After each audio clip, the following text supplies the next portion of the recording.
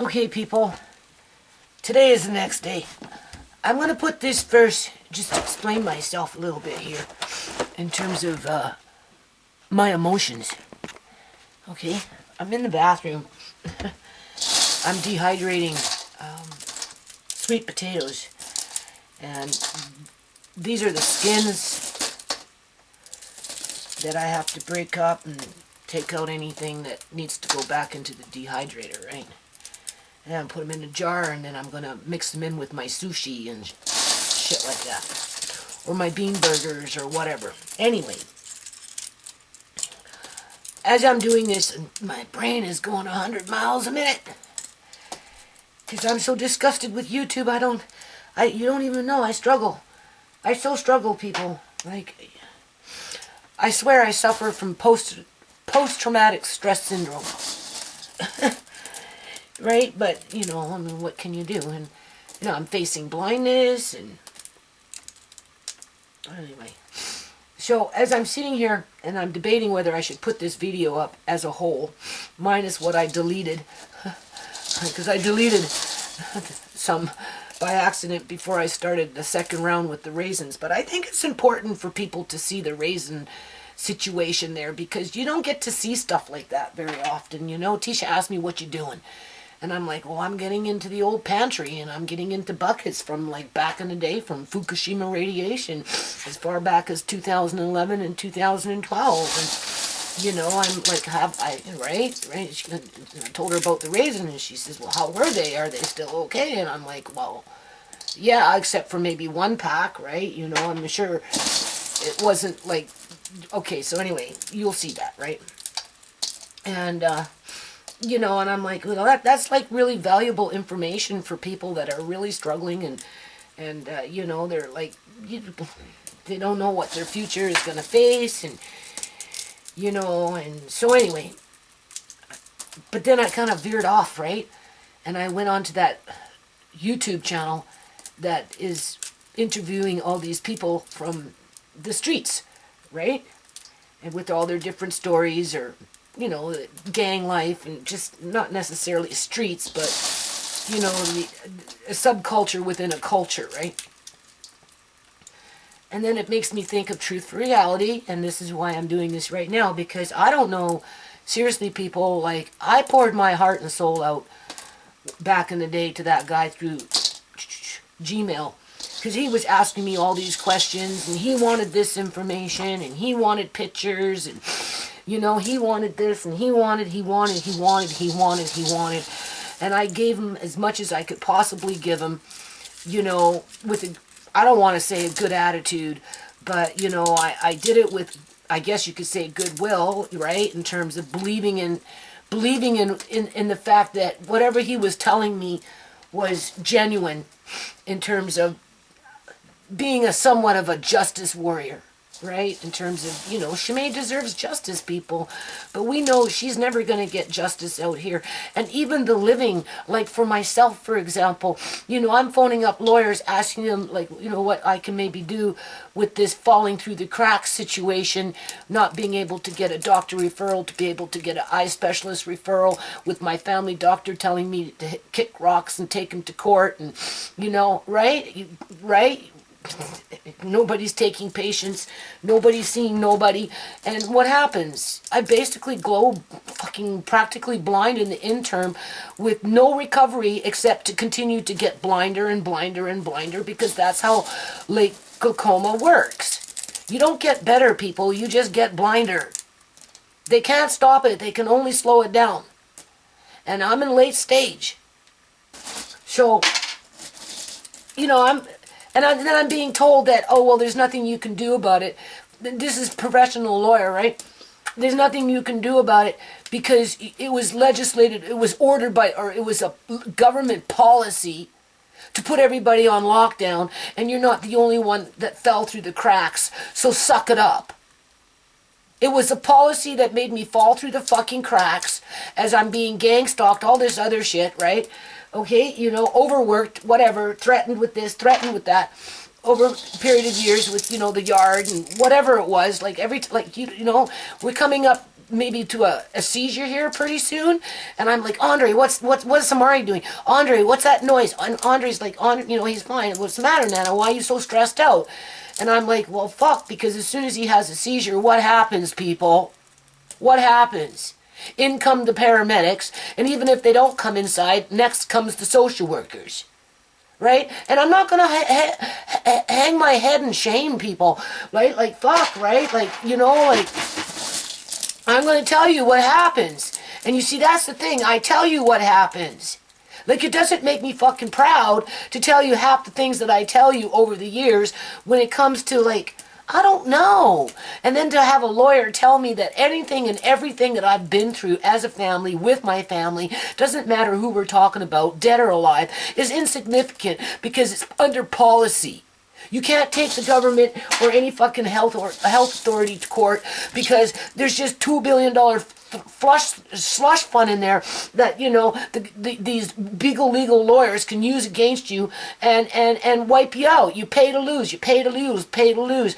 And being that it was a policy where thousands fell through the crack, just like you, Miss Chorney, we're not gonna represent you. Yeah, okay.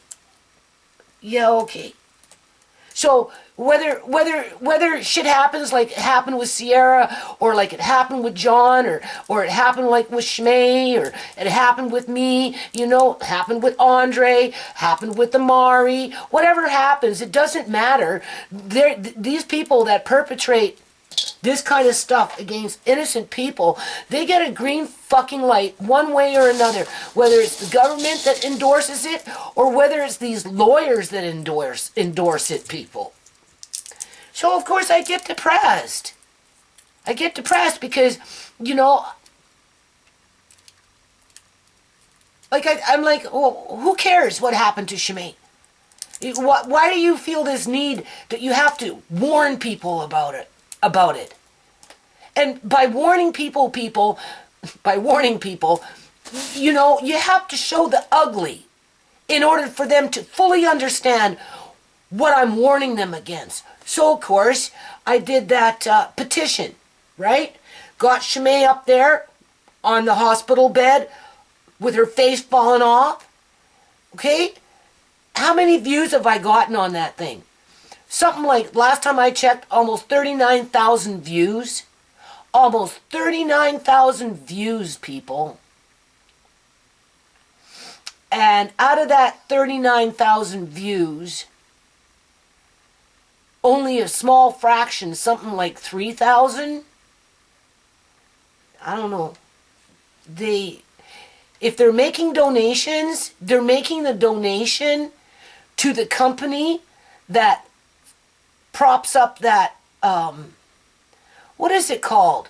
Change.org, right? Because I've noticed there's a few people that, like, last time I checked, it's been a few months now, right? And they made a few donations here and there. But none of that money goes to me, people. That goes to change.org. I know what it is. Out of 30, we'll just round it off. Out of 39,000 views on Shmay's channel, like not channel, but on Shmay's petition, only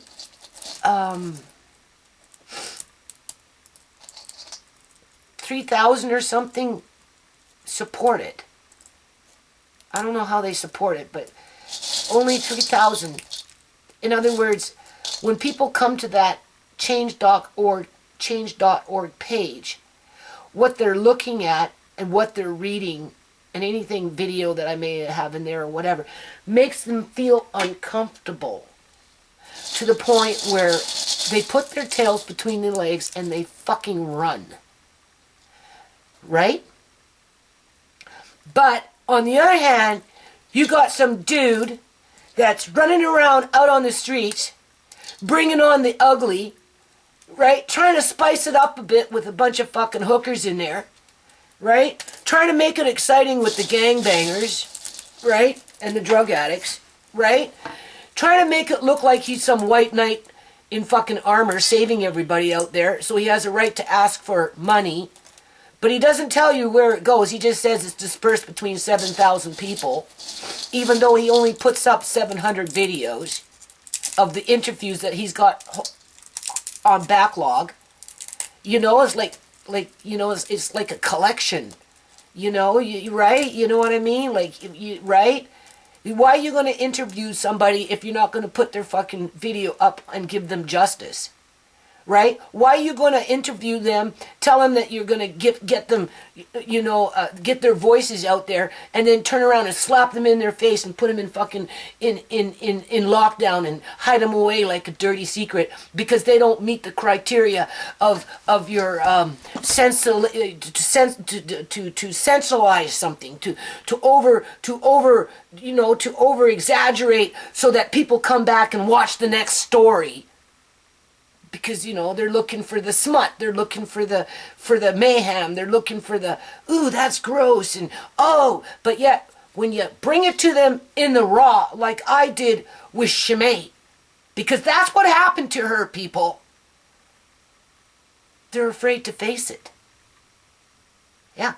And then you got organizations like YouTube that proceed to publicly humiliate you, demoralize you through their shadow banning techniques, their gang stalking techniques, right? Their inappropriate, two-forked, ambiguous accusations that they can never come right out and say exactly what it is that they're accusing you of, as they allow people like Julian's sister to go about and do what she does, as I'm sending them official paperwork, legitimate paperwork that was signed and sealed and delivered by lawyers to prove as to who I am, and they're ignoring it just so they can keep with their fucking game, but yet they're letting some dude, you know, running around doing what he's doing, right? Putting up, you know, a freaking GoFundMe, one after another, slapping on their ads when they can and when they want. Like, it just pisses me off. And then, yeah, it makes me think about Truth Reality. Like, Shimei's been dead for, like, over 5 years now. Like, I'm waiting for this fucking documentary. Like, seriously, you asked me for all this info. You wanted her baby pictures. You wanted this. You wanted. I gave. I wrote. And I've fucking been sitting here for, like, 3 fucking years waiting for this documentary, people. As he turned around and he took the 2 videos that he did do, to which that was the only thing I had left of Shimei in terms of anything that represented any kind of fucking justice, was somebody that had some fucking balls to stand up and say, hey, there is something seriously wrong here. And he turned around and he put her on fucking lockdown and is now making people pay in order to see her. That video, that is, those 2 videos. As he's dangling that documentary in front of my face, even though I'm going blinder every fucking day, not knowing how long I'm going to be left on this damn planet.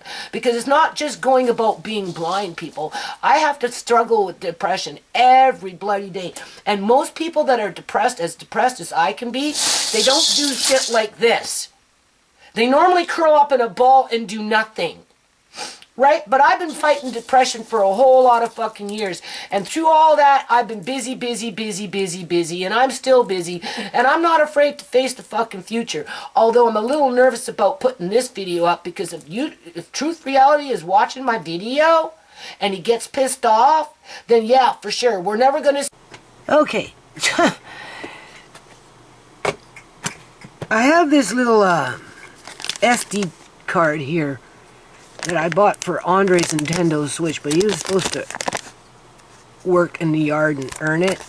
Anyway, it's 200 and some odd gigabytes. I don't know if it will fit this camera, like in terms of the speed and everything, because it was kind of like bought for the Nintendo Switch, but I might just try and put that in there, because obviously there's not enough space on this disc.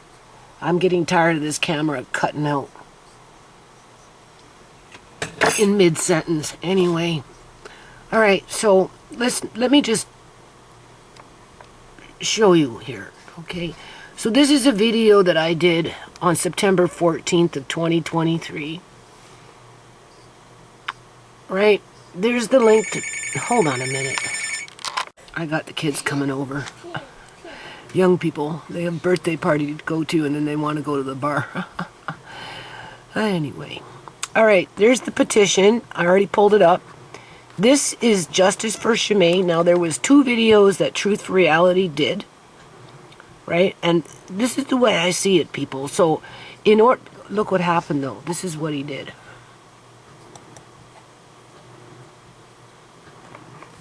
Members only content. Okay? Join this channel to act, and in other words, you have to pay for it in order to be able to see the video. Members only content like this video and other exclusive perks. This Shimei is not an exclusive perk, people. Okay? Tucking her away like a dirty secret, like Uncle John, like Shimei, like Sierra, right? You know, but definitely Uncle John.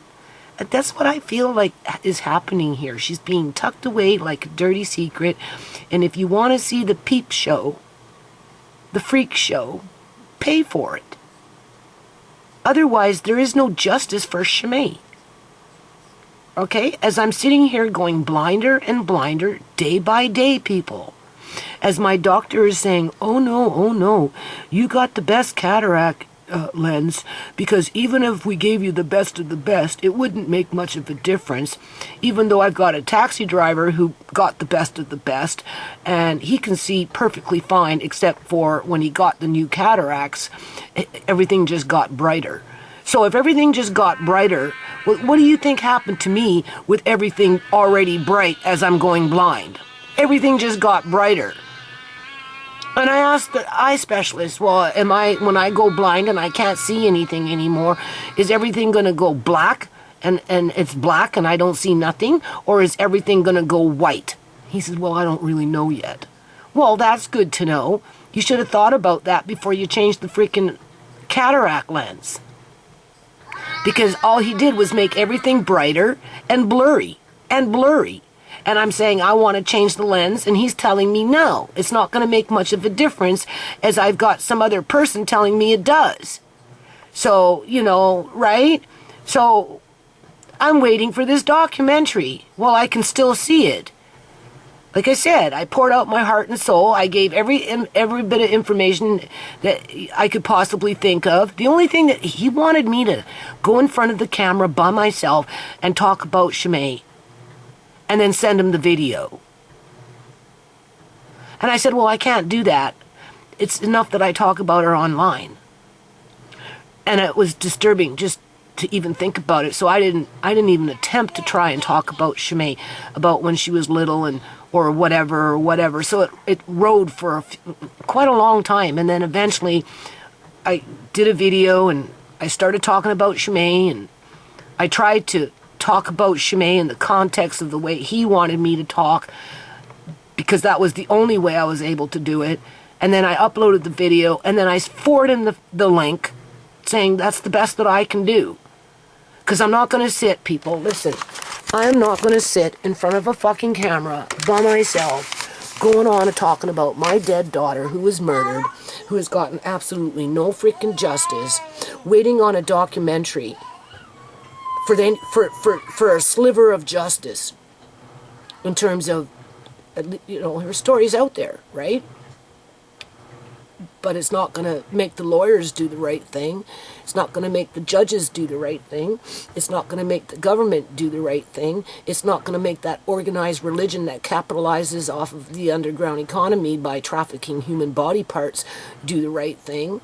None of it's going to make it do the right thing outside of there was one person who stood their ground for justice for Shimei, and now it appears that as Andre gets older, if he wants to see these videos, assuming that they'll even be there when he gets to that point, he has to pay to see his own aunt.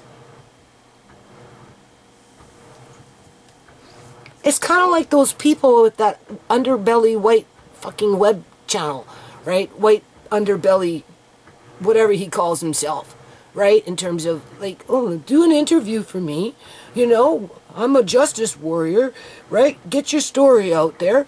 Let me donate on your behalf, and I'll maybe come back and help you. Maybe.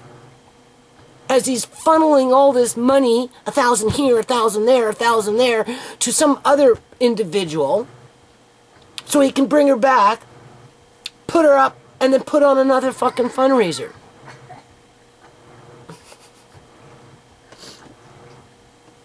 As he shadow bans 6,300 other stories. Out of 7,000, he only posts 700, as he shadow bans 6,300 fucking other stories. And he ain't no justice warrior. He's a fucking scam artist, people. I asked Truth Reality, if you're going to do a documentary on Shemaine, if you're going to do, because he kept telling me he was, give me more information. I'm going to do it. I need this information. I need you to tell me about her when she was growing up. And I'm like, well, I can't, right? You know, like, I'm just not ready for it to sit there and talk about the good times when I'm still fighting the bad times. When I'm fighting the corruption. When I'm fighting the evil around me. When I'm fighting to prevent the next fucking victim from falling through the cracks as people that are in society or ignoring what's in front of them, but are willing to donate dollars to a pipe dream. To a pipe dream. And I said, well, maybe, you know, if you do the documentary, maybe you could do a fundraiser so that at least, you know, when the time comes, my grandkids could have a proper housing. Because as it is right now, we're facing homelessness when we leave this fucking house, because that's what organized religion and the government has done to this province, as they bring in more and more and more and more and more and more bias and racist and prejudiced immigrants to take over what's left. And how do you think many of them, some of them, all of them, who knows how many of them, but how do you think they're accumulating wealth between themselves? Because they're targeting families like mine, people, in partnership with corrupt government, public union sectors, to reel in a body here, a body there, and then they run them through the healthcare fucking system, harvest them there, put them on beds to display them like they're alive when in fact they're fucking dead. And this is what he wants to put on lockdown, like Uncle John being medically kidnapped, and make my grandson pay for it when my grandson wants to go see it. In terms of my Auntie Shemaine, somebody actually believed in Auntie Shemaine and stood up, oh, but I have to pay. My kids have to pay. Their friends, if they want to see the videos, have to pay. That's not justice, people. That's not justice. That's a collection of stories of dead people that got no justice. Just like it's a collection of stories of live people that aren't getting any justice from that other dude. But both are capitalizing off of what they do. Okay? And both are sensationalizing off of what they do, as they're asking for interviews and questions and more information so that they have a file on you.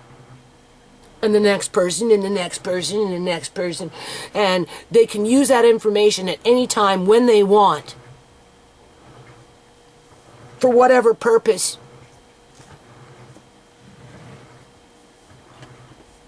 I'm just saying. Right? Now, maybe I'm a little oversensitive because I am going blind and it's been, in my opinion, too long. If you're going to do a documentary, a 1-hour documentary, it doesn't take 4 fucking years to do it. Right? When you've had the information for the last fucking 4 years, 3 years, 2 years, whatever. Right? It hurts my feelings, people. And then, oh my Lord. Hold on a minute. And then, so we got to deal with that. So he took both videos, put them on lockdown, expects people to pay for them as a perk. As he's telling me he's going to do a documentary, and when it's done, he'll let me know. Right? So he leaves me fucking hanging for years, waiting for this documentary. As I'm going blinder and blinder, working harder and harder, okay, facing homelessness myself. Well, we got YouTube, you know, going on with that what is it called? Under white belly or whatever it is, you know, raking in, oh, hold on a minute. So yeah, my grandkids are here now. And, you know, so what? Are they going to have to join this channel, Truth Reality's channel, just to be able to see their aunt and how somebody at one point in the past had the courage and the balls to stand up and fight on her behalf and get her story out there, but then turn around and put it on fucking lockdown, right? And make everybody pay, doesn't matter who it is, as a perk. Like, you know, that's, to me, honestly, people, that's like a slap in the face. Oh, you're ungrateful, Miss Chorney. At least he did something. He still got it on the server. Well, of course I'm grateful for that, people. But at the end of the day, I'm suffering from post-traumatic stress syndrome, facing fucking homelessness in a country I was born in, as it's being overtaken by a bunch of freaking greedy fucking immigrants that want to consume everything in their path, basically. As a collective, through that organized religion, regardless of what that religion is, because you got the Catholics coming in. Well, sorry, no, they're actually leading the pack, because they're the ones with the senior positions within the government that are in control of the masses, right? The Eleanor Gildings, right? She just goes around inoculating all the immigrants as the government protects her and the crimes that she committed, so that she can continue to do that. Okay? So, all right. Right? I'm just saying. Okay? And then we're going to go now to the petition. Where is it? The petition should be here. Here it is. Okay? Now, this is the picture that I have of Chimay, because that's in the raw, people. That is the reality of what happened to her. Okay? Her face is falling off her skull. There is no ifs, ands, or ors about it. All right? But you see, people, they don't like that kind of truth. Even though with the white underbelly, they'll make donations. Actually, I wanted to pull that up to see how much he's received since yesterday, in terms of that more recent video, that fundraiser that he just put up, right? I bet you, let's see how much he's accumulated in a space of 24 hours, right? With a story that the majority of that money isn't even going to go to soft white underbelly. Okay, that isn't even going to go to the individual that he was interviewing. Okay, I'm just, yeah, right?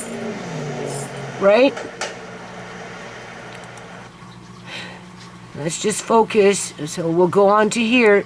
You can see 13 hours ago, right? Okay. I never thought. Okay, now we'll go into here. Here's the link to the GoFundMe. He's got 3 going already, with 2 of them sitting at over $100,000 each. But he started another one. Okay, so he's still sitting at $32,469. But he just received, well, no, he received a $1,000 donation there. And then first donation was $50. Let's see, all donations. Oh boy, stupid mouse. 57 minutes ago, or yeah, 67 minutes ago, $5. 15 hours ago, $20. 17 hours ago, $10. Okay, and it just goes on and on and on and on. Okay? He's not a legitimate charity. He's not even a registered nonprofit. He's just some dude collecting stories, right? Ghoulish ones at that, right? Informing people that a lot of these people are dying because of their lifestyle, and, you know, and he's trying to play the great white knight of fucking the United States of America, as he's capitalizing off of it at the end of the day, people. And then he cherry picks and puts his favorites on lockdown as a perk to get people to move to another website to pay to see those perks. Okay? I'm just saying, right? Well, the majority of these people get no justice, right? All right. So let's go back to my petition. Where is it? Oh my Lord. Right here. Okay. So where we're at with it is, let's see, how does this, my petition, so I guess I click it on. I don't have time to work on this, people. I'm washing fucking smelly, pissy fucking blankets and pants and clothes and couch cushions and just whatever, because, you know, it's not easy having a child like Amari. You put on a pair of pants, and by the end of the night, even if you're changing the diapers, they leak through. It's like you don't even know. He's splashing his milk all over the place, and he's doing whatever he's doing. Okay, so here we only got 2,790 supporters. I don't know how they calculate a supporter, but if you look at how many views, 38,258 views, but I only got 2,790 supporters, right? And then we so far we had 50 promoters, to which those promoters are paying a donation to change.org to keep it on fucking lockdown. Oh, but I'm not presenting it correctly. Is that it? Is that view petition? Declare victory? I'm not declaring victory, people. Right? Right? So where's my you should be able to see more than that. I don't know.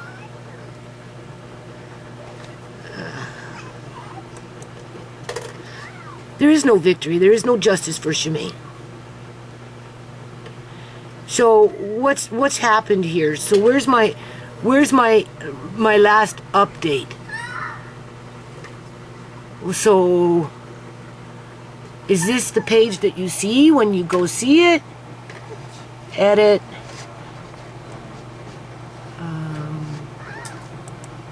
Is it even available anymore?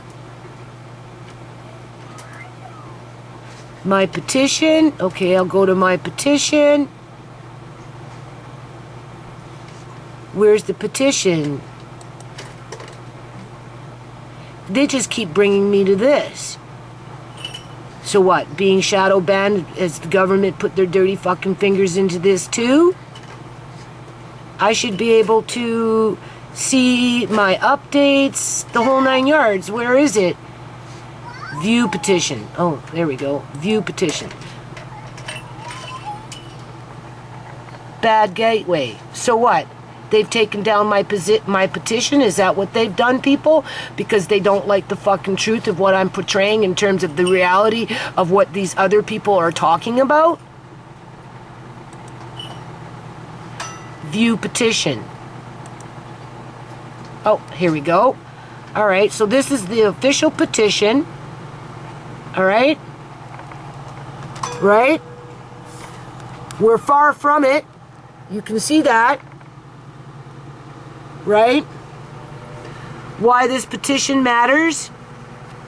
Started by decision makers.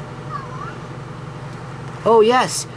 Like I said, when I was filing that lawsuit, I submitted the petition, but I handed it in when I served them. Okay? But I didn't put it in my document list, and I don't think I documented it in terms of filing it through a piece of paper because it was still running. In other words, I can still file it. I can still send it to them. So, what is this? Post an update? I'm thinking about it, okay? Shimei died in vain. A man with no power. So this was done on July 26th. So does this, if I click, does it work? Does it work? I don't even know if it works. I would be surprised that it does. Okay, yeah, it works. Okay, so that one works. All right, and then we'll go back. How does this work? It's a long video, I know. There should be more. Where's the other ones? Post an update. Where's the other updates? There should be more. Okay, more updates. Okay, here we go. More updates. Trying to learn how to use Facebook Live. Okay. Trial date is September 19th of 2022. Towing that line. Okay. All right. This is how the government acknowledges the notice of civil claim, April 27th of 2021. Okay. Stop illegal organ harvesting. That's Shimei on the mic, by the way. Right? That's when I used to do park events, right, people? Toe that line, March 31st of 2021. Petition and homeschooling Amari, re-upload, March 15th of 2021. So it's not like I'm not making an effort here. Just, let's see. Okay. Right? We'll go back.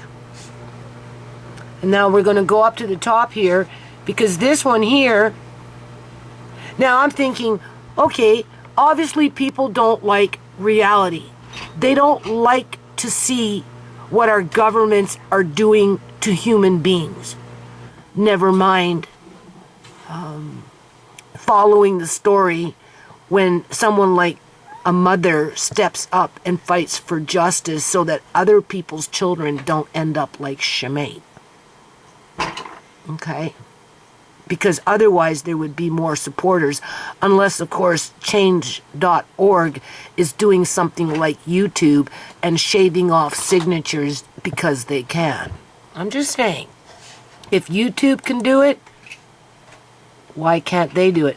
Now, you should be able to click this and go to another picture or whatever, but that's not happening.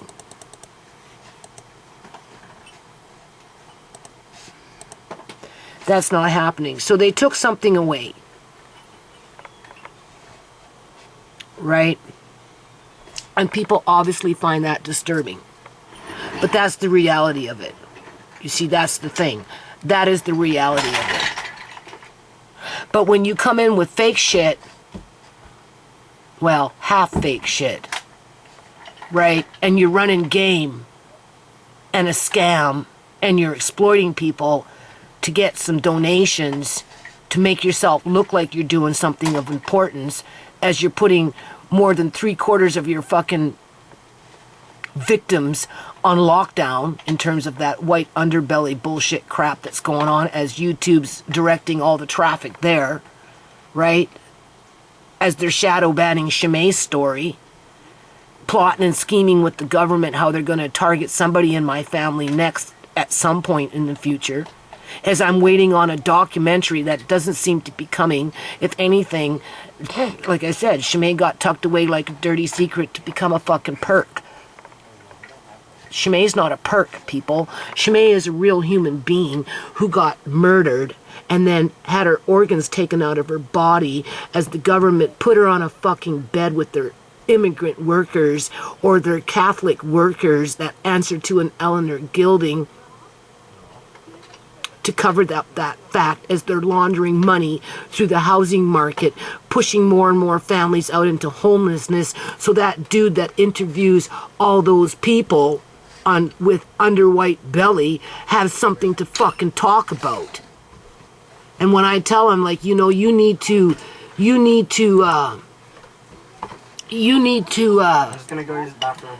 You know, take it to the next level. If you're there to help the people, take it to the next level and start talking about who the handlers are of that system that allows this person to make lots and lots and lots and lots of money through his views, through his memberships, through advertisement, through whatever, selling his book, you know, his documentary. Who fucking knows? But he won't do that. No, he will just say, well, these are their stories. Well, only 1/4 of the stories. But I really do help 7,000 people and counting with their stories because I'm there to make change. Well, if you're there to make change, then step up to the plate and tell the fucking truth about what our governments are doing it so that you even have the ability to do this kind of shit. If you're not willing to fight against the corruption, then you certainly aren't no freaking justice warrior. If you're gonna bury the truth, hide it behind closed doors, make people fucking pay to see it, then no, you are not a justice fucking warrior. You're a collection of bodies, whether alive or whether dead. Yeah, I should put this up. I should put this video up as a freaking follow-up to this change.org for what it got me all these years. In terms of no justice, no peace. It's going to take a whole lot more than 2,790 freaking signatures to get my government to do the right thing. To which, even if I had 100,000 signatures, my government is so corrupt, people, that they would just ignore it and twist things around with their case law and accuse all those people of being fucking mentally ill just so they can continue to do what they do. As the creepers come in and snag on to the story,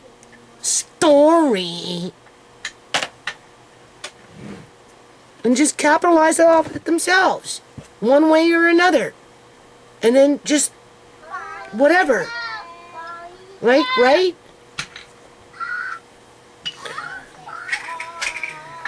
And I'm like, well, why are you stressing so much about this, Judy? And I'm like, well, because when you struggle from post-traumatic stress syndrome, I think. Okay? I gotta stop this washing machine for a minute. Hold on a second. I am 62 years old, going blinder and blinder by the day. Even though I use eye drops, even though I went for that Roto-Rooter, even though I changed the one cataract, I told the eye specialist, I ain't changing this one for nothing. Nope.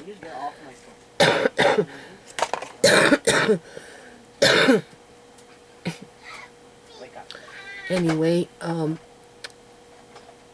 when I do laundry for Amari, as the clothes accumulate, before I put them in the washing machine, I rinse them out in the sink to wash away the pee that's leaked out or the stuff that from the bottle or he drools.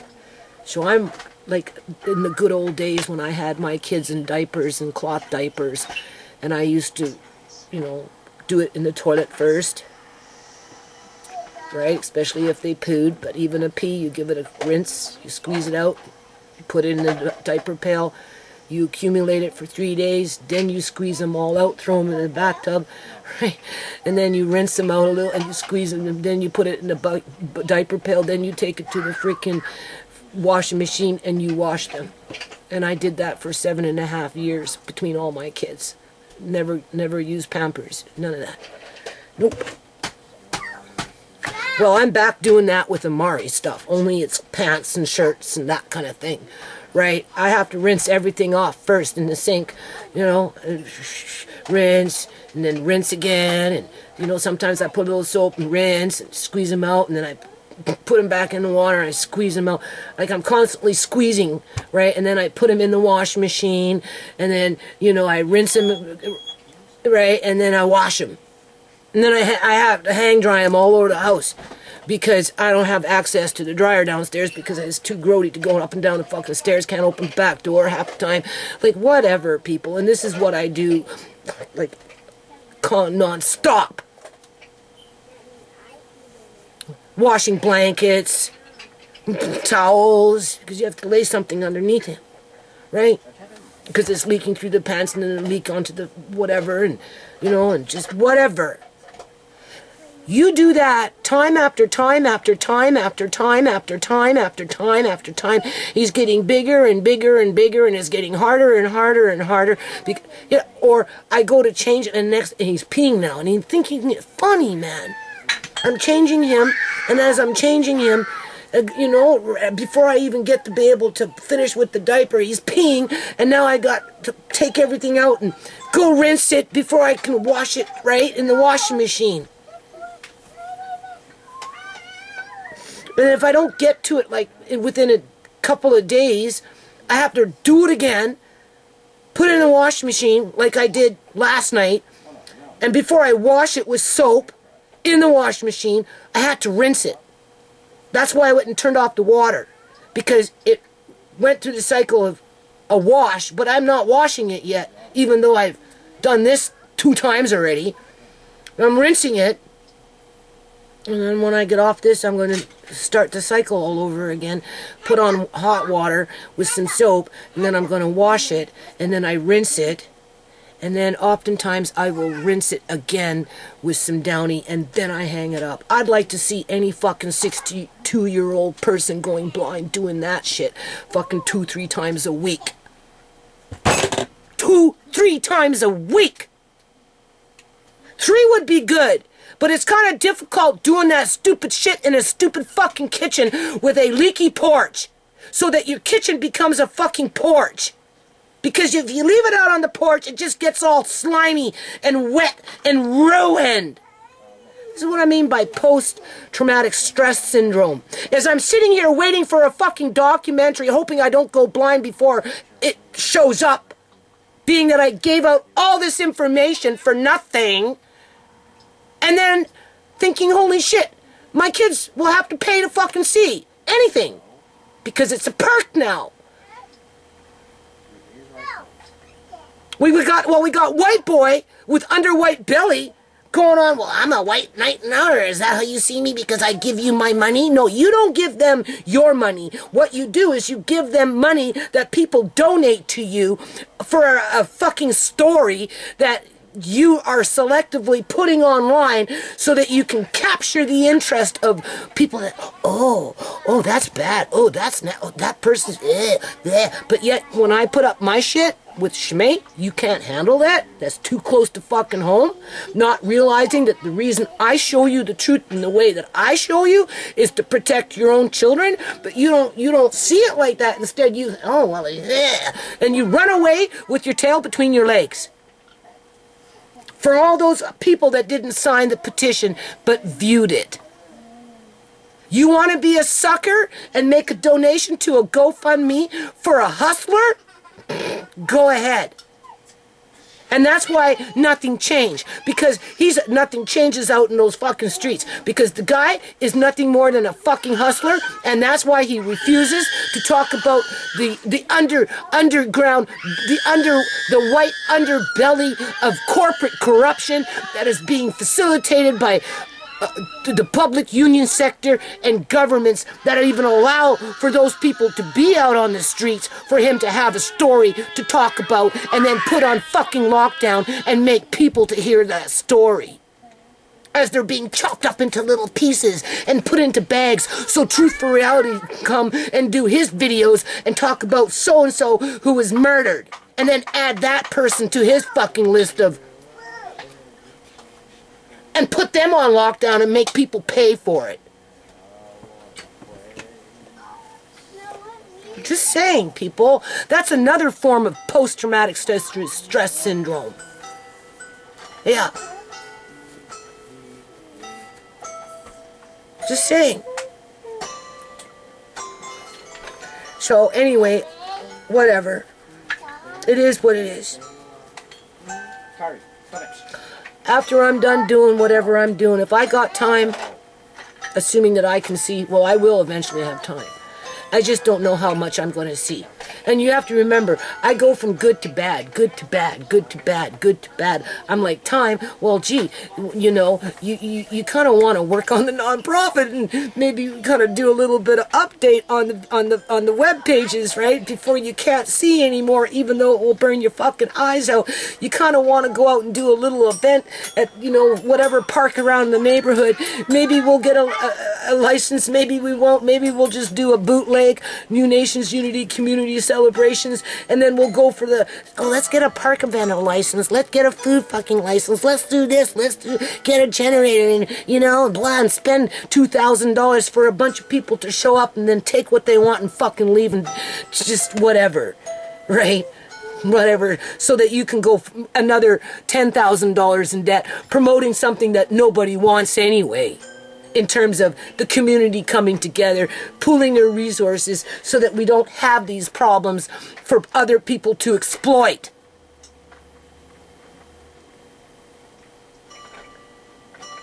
That's the positive part.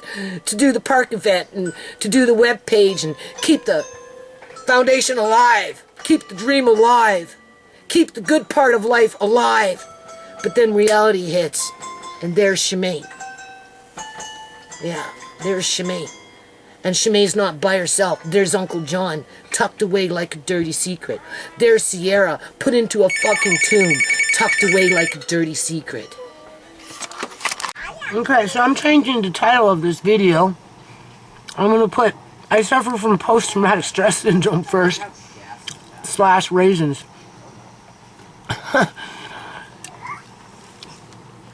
Got up this morning. It was reading 51. Yesterday they dropped it down to 48. Then it went up to 51. As far as I know. Maybe it went to 52, but 51 for sure. And now it's back down to 49. It's the same bloody day. That's what I'm saying. It's just a lot of mind fuckery. See? Here's his book. He's promoting it. He wants people to buy it as a Christmas gift. The people that are in the book. Yeah. So let's do like a minute-long thing. Yeah, for sure. Take a look at that. Special edition. So you can keep a few. And then, after they're all sold out, he can put them on eBay and charge $1,000, $1,500 for the book. The few that he's got kicking around. Because they're collector's items then. These are collectors. Yeah, not collecting superheroes. They're collecting, I don't know what, tragedy. I took full responsibility for what I did and what I've always done, ultimately because I feel that I did it. I was in the stolen car that I was driving. I made the decision to take them on a chase. It was all my fault what happened to me. So I decided I wasn't going to be angry about it. I wasn't going to cry about it. I wasn't going to make other people feel pity for me. I was just going to man up. I was going to get through and get on with my life. And that's what I've attempted to do to this day. Other people that talked about this dude pointed out that he features certain people that he runs multiple interviews with, right? Because they draw in a lot of attention. And that's not to mention what's on the back page through his membership, right? Where they pay $10 a month to get exclusive perks. Yeah. Exclusive stories. And apparently nudity. Things that you can't put on YouTube. Yeah. More uncensored freedom for these people to let down their guard. Yeah.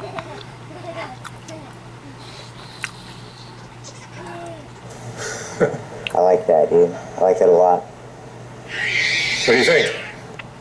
I love it, dude. Ever since I've done this, you know, like people stop me on the street, they recognize me, they wish me well, that people, you know, out the kindness of their heart help me out. You know, some people ask me if I need help, and you know, I'm not trying to take from people like unnecessarily. So, you know, sometimes I turn people down with respect, you know, but I'm like, man, hey, just you recognize me as awesome, and like, you know, like I said, dude, I have a big thanks to you because it's. Yeah, okay. Okay. I had to clear out the computer to be able to upload this last bit on this camera right now, in regards to this video that I'm doing. But I want you to look at the title here, Cloning and Torturing Exposed. Okay, it's on BitChute. You can go hunt for it yourself. You're not going to find it, I don't think, so much with the title as you will with the user. Okay?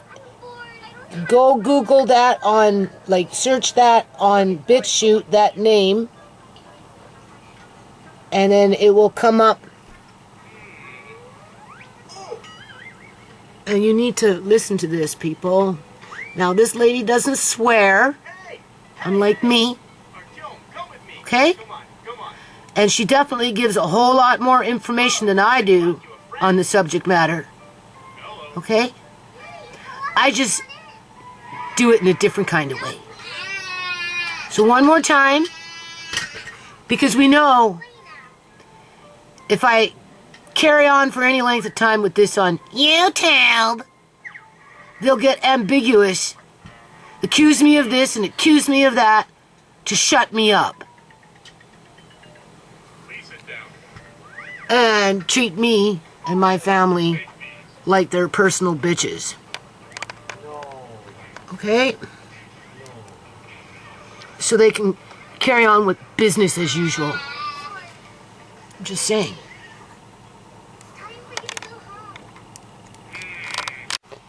Okay. Same day. 11/17. Now it's 52. Right? It was 69. The Chorney family, Shmay Chorney, it was 69. Now it's 73. But I doubt YouTube staff will allow it to stay there. I wouldn't be surprised if this doesn't drop down soon. Or it might go up a little bit because I updated the petition. So maybe that's why we got a couple of extra views on it. But I wouldn't be surprised YouTube staff doesn't, put it back. This one, we'll see what happens with it, right? YouTube doesn't like me to warn you. Now we're at 52.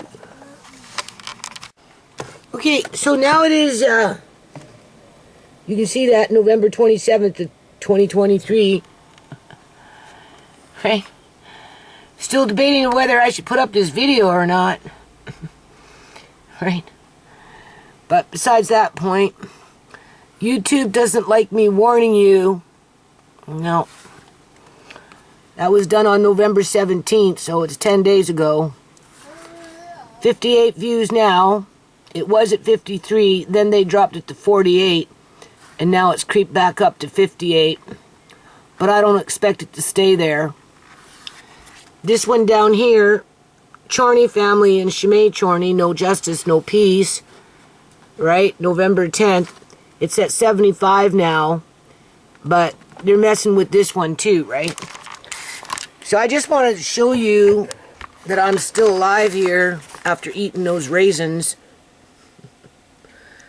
and putting those old prunes in my mouth. Right? You'd have to watch the video to find that part. For educational purposes. And in regards to why prunes don't last very long in terms of long-term food storage, is the simple fact is when they make prunes, they use those little purple prunes, which for the most part aren't very sweet unless you get them at the right moment of them coming off the tree, which is extremely hard because they don't ripen all at the same time.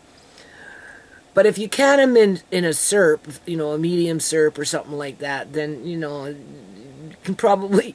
I have done that. I've got jars around the house that are canned with plums from back in the day. Anyway, I just wanted to show you that I never got sick, none of that. Okay, and it's been a few days now since I did those raisins. I'm still in my little pantry. I'm going to take you in there. And that's how I'm going to end this video. And we're just going to touch base on a couple of things that are in there. Since I've been in there, the only thing that I've found that just didn't survive was tomato soup and 1 can of tomatoes from back in the day, like whole plum tomatoes or whatever it was, and you know those cans, right? And tomato soups, right? Because they sat there for a long time. And this house in the summertime, it gets so hot that it just, so other than that, so far, everything else in terms of canned goods seemed to be okay. Now, when you're storing cans long term, the low acid foods, the meats, right, just basic meat, whatever, chicken and that kind of stuff, and the vegetables, they tend to have a longer shelf life.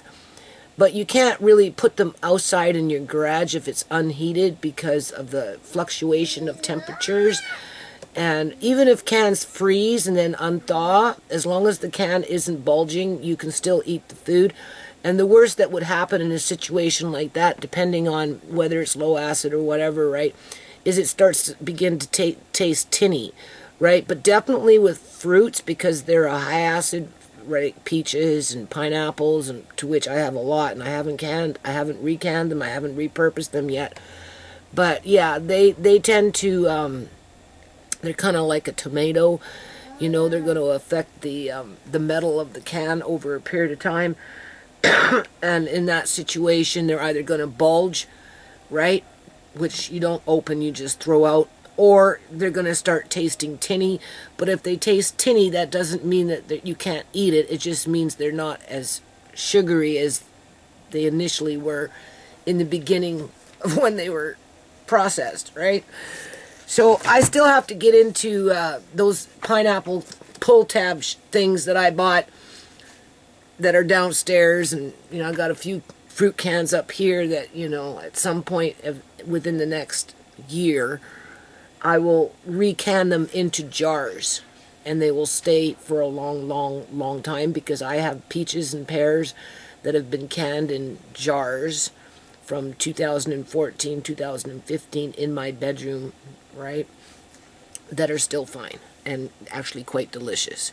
So if you could take those kind of things out of a can, recan them or can them fresh into jars and put them in a cool, dark place, they'll survive a whole lot longer than if you were just to store them in a can. Okay? Now, this is YouTube, so, you know, like, I'm serious, people. Like, look how many days it's taken for me to put up this video.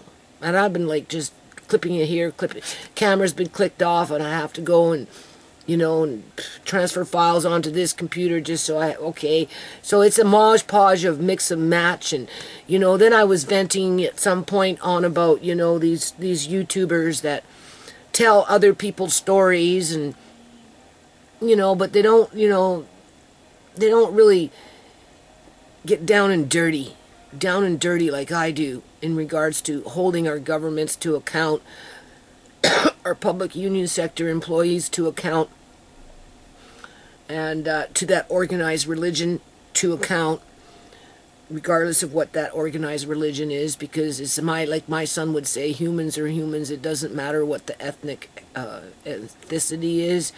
You're going to get corruption through every group of humans. And but, you know, at some point it becomes a monopoly, and they enable each other to commit heinous crimes against those that cannot defend themselves, like my family. Well, you know, and then we're just left hanging. We're just left hanging, you know, like a piñata, where people come and until eventually the whole thing just comes crumbling down, right? And of course I suffer from depression because, you know, I'm 62 years old and I still have a fair amount of energy, but I'm being cut off at the knees because of what's going on with my eyes, to which, you know, since I had that eye surgery and changed the cataract, it's gotten worse much faster in terms of being able to see what compared to what I could see before that all happened.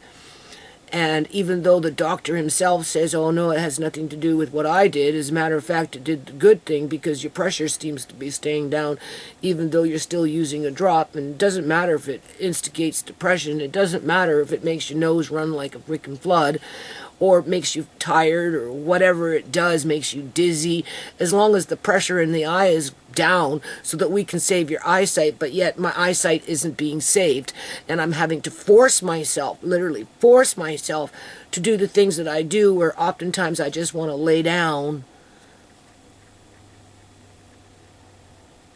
and do nothing. I guess that's what depression does for people. It gets to the point where you just, right, because it's too hard to get up and move around, and you get dizzy, and you can't see, and you get frustrated, and then you have to remind yourself that like you can see a little bit still, so just be grateful for that and do what you can as much as you can while you can see. And yes, you've accepted it, that you're going to go blind, and in your case, in light of that dream I had, everything will probably be fucking glowing white. To which I'm going to have to put a freaking eye patch on my eye, because I won't walk around with it glowing white. I would prefer it being as pitch black, right? So, and he wants to rotor-root this side and call it a spare wheel, so that when the lights do go out, in terms of being able to distinguish what I'm looking at, whether it's dark or white, I might be able to see a door frame. And that's the spare wheel. That's why he wants to do this. Because whatever he's been doing hasn't worked. The pressure still stays high in this eye, right?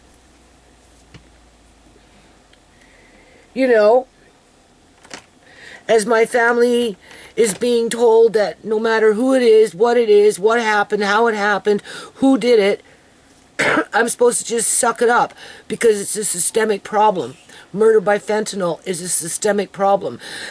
Medically kidnapping old people for their assets and locking them away like dirty secrets and destroying families while they do it is a systemic problem, Falsifying medical files, right, so that they can cover up whatever they're trying to cover up with Shemaine and her medical files, to which I do still believe at some point somehow Amari was injured through the healthcare system, whether it was through negligence of doctors not doing something correctly or not maybe reading something correctly in her files. Because with the Chorney family Shemaine channel, we came across that ultrasound that she had that was forwarded to the clinic where her doctor was to get the information, and was told that her baby was fine. Okay? Well, in her hospital medical files, it's saying that she got no prenatal care. This is what I mean. No justice, no peace. And everybody just expects me to ignore that, including fucking lawyers. Yeah. So that they can go do it to another family.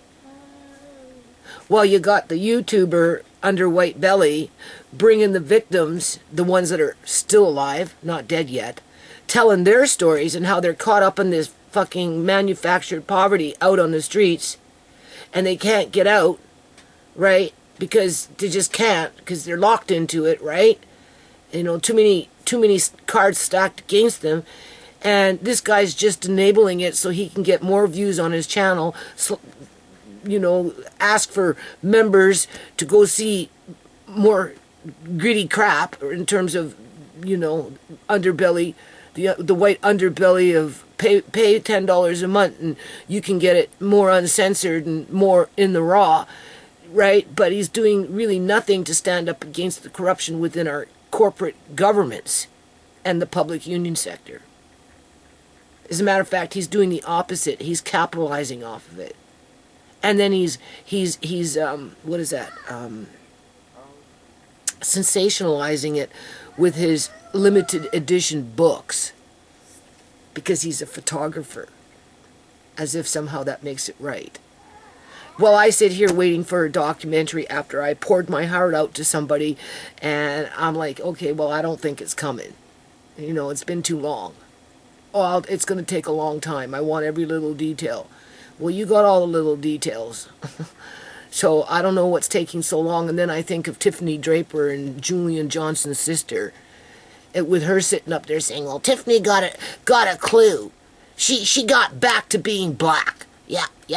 Fuck the white bitch. Don't do nothing for the white bitch because you stick with the black. You're black. You should stick with me because I'm black, right? No matter even if the white bitch is right. It doesn't matter, right?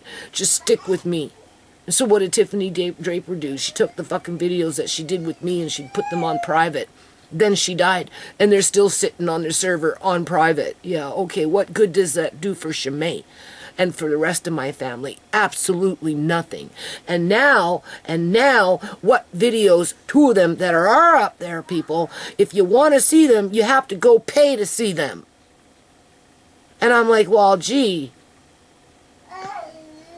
who's going to do that? Nobody. I do not expect anybody to pay for those videos to see something that is of importance, because that was the only justice Shimei got, and it was taken away from her and the rest of my family. And if we want it for even a split second, we have to pay for it. Like, I can't compete with that shit, people on YouTube. I can't. I tell the story in the raw as it unfucking folds. Seriously. And I know one day it's not going to mean anything, because every family has a story to some degree or another. Right? No, right? I mean, isn't that what white underbelly express? They have a story. Everybody's entitled to tell their story, even though 6,300 of them are buried after he did whatever he got out of it. What did he get out of it? Why are you interviewing 7,000 people, asking for hundreds of thousands of dollars, saying that you're helping people, but you won't even let them put up their stories, even though you told them that's why you were going to do what you did? Because they didn't measure up with the sensationalism. Whatever. No, I tell it to you like it is. As it's happened. As it is happening. And YouTube fucks with that. Which makes it really hard for me to continue doing videos like this. You see that? It's a brand new book. And if you notice, look what I did. Ooh, I thought, okay, as if you're going to read all that. But you got to stay motivated. You got to stay positive. Okay? You can't give up. You can't curl up and close your eyes and hope that your eyesight will come back, because it's not. You see, that's the thing. It's not. So you have to utilize what you have while you have it, and that's what I'm doing. So I thought, okay, God will provide me a simple, easy recipe with no nitrates in it, right? I mean, I have the Cure salt, which provides the nitrates for special recipes that I would want to do that with. But not everything I'm going to make when it comes to hot dogs, sausages, sliced ham, meats, those kind of things. I'm even going to probably go as far as buy a smoker next year, just so that Andre can learn how to smoke the things that he makes if he wants to smoke it. But I wouldn't encourage him to eat it all the time. Okay? Because I have everything. You should... I bought this. I told you. I bought this sausage stuffer. Right? I don't know what I was thinking. I'm telling you. I think this thing is going to be like 2.5, 3 feet tall. And I'm like, holy shit. No. I can't use that first time around. That ain't happening. Yeah. So... But at some point, I told Tisha, one day you come over, because we can do 11 pounds. You can put 11 pounds into it of meat and make your sausages. And then, right? So on that day, she can come over.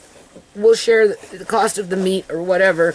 And we'll just make a day of it with the kids, right? And then she can take half of it home. In the meantime, for something simple just to start with, I end up buying this just to get us started, right? And so I have I have everything I need now. I just need to finish clearing out the kitchen and buy the meat, basically, because I'm going to use fresh meat when I do it, right? And this is just to get us started. Just to get us started. And I'm like, well, are you going to make YouTube videos? What for? What for? For YouTube to fuck with your head, make you feel like a piece of fucking shit? Yeah, basically.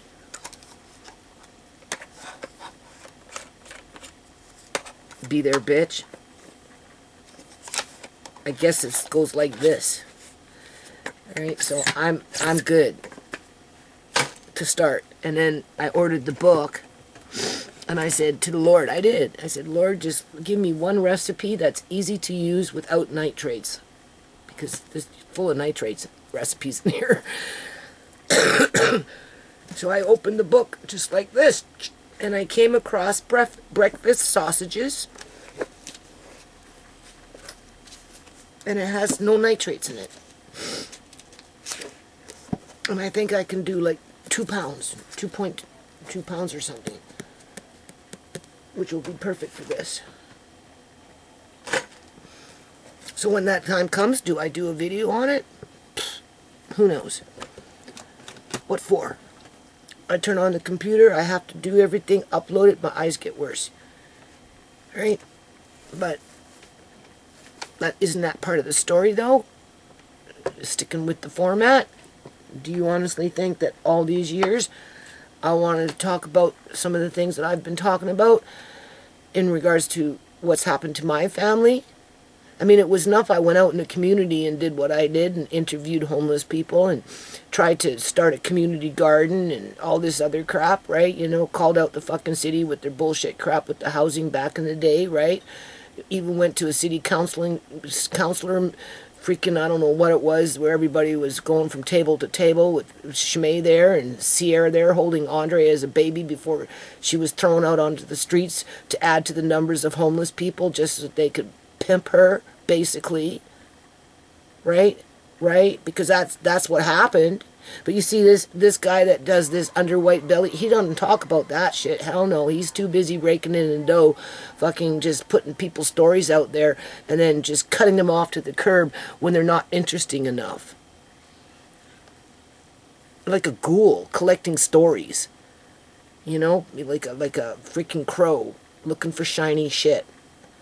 Some things he'll show, other things he just hoards it. You know? Just stupid shit. So anyway, I ate the raisins that were from who knows how long. I explained why they were still good in terms of either they had absolutely no oils on them or they had palm oil on them, which is completely different than a sunflower oil or any other vegetable kind of oil, which does compromise raisins over a period of time. So we learned something there. And we also learned that, you know, over a period of time, depending on what things come into contact when they're in a bag, I guess, and if they heat up and then you pack them away, as they cool down or something, they cool down, the air escapes and it starts to vacuum seal the bag and squeeze everything so tight that juices pool at the bottom of the bag. And if you open it, as long as you don't see mold, I mean, technically you could eat it if you wanted to, because I didn't get sick from those plums. But I'm not desperate for food, right? But at some point, there are going to be people that are going to be facing those hunger stones, eating mud pies, right? Sucking on leather belts just to curb the hunger, right? Somewhere in the world. And don't think it can't happen in the Western world, in light of what's been going on, to which you can't really talk about too much on YouTube, which makes YouTube fake. You see, that's the thing. fake. And I've never considered myself to be fake. I've always put myself in the line of fire. When I used to go out and do park events and stuff, I tried not to draw too much attention to the children or whatever, right? And but they still got targeted. Yeah, because the government doesn't really want the whole community to come together. Organized religion that participate in criminal activity, yes, they can come together. They can do what they want, but when it comes to decent, normal people like myself, no, it doesn't work. Doesn't fucking work. So in the meantime, I'm going to close this now, and we're going to go into my little other pantry over here that I haven't been into years, and I'm debating whether I should buy just a few more jars and be done with it, because I'm at the very tail end of what I'm doing. But some things, I'm telling you, it's just better right off the hop, if you can, to get them out of plastic bags or whatever, and put them in jars. Some things hold up fine with the Mylar bags, with the oxygen absorbers, you know, like your wheats and stuff like that. But the you know, the quinoas and the chia seeds and those kind of things, you know, better to maybe put in jars, right? Raisins, put in jars.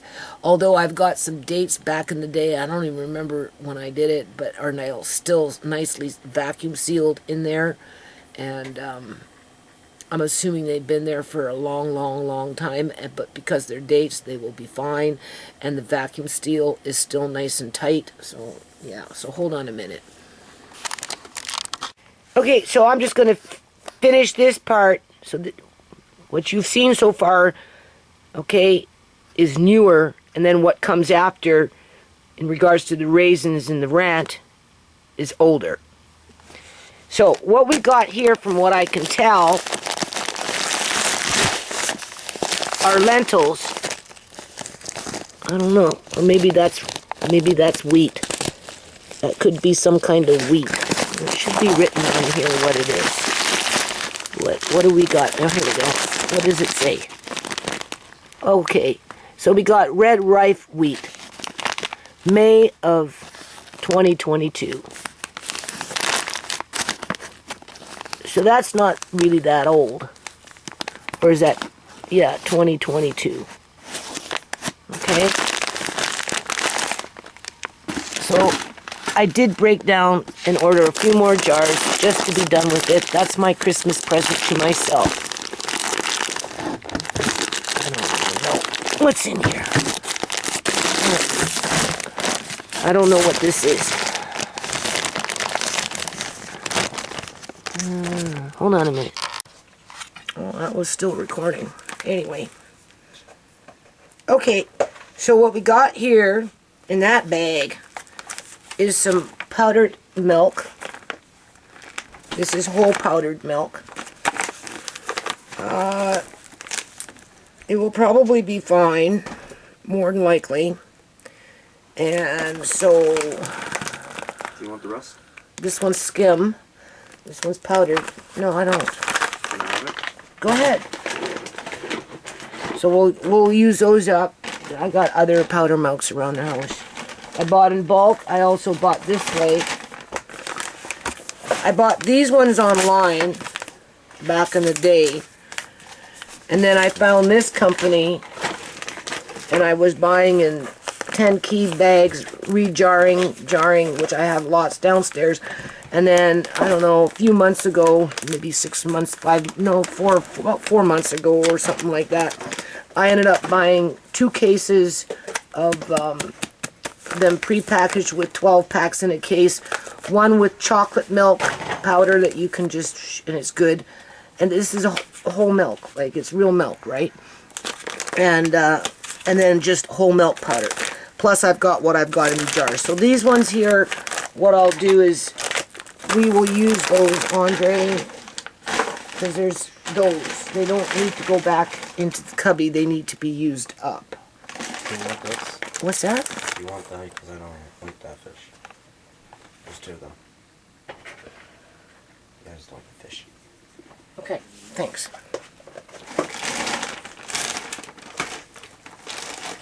So what's happening here is gaining some buckets, but I don't really need buckets right now.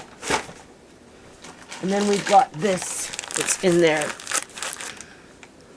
to which is, what is this? Obviously the vacuum seal busted on them, but that's okay. Stuff like this will last a long, long, long time. This one is organic. Whole green peas. Sproutable. And when was this packaged?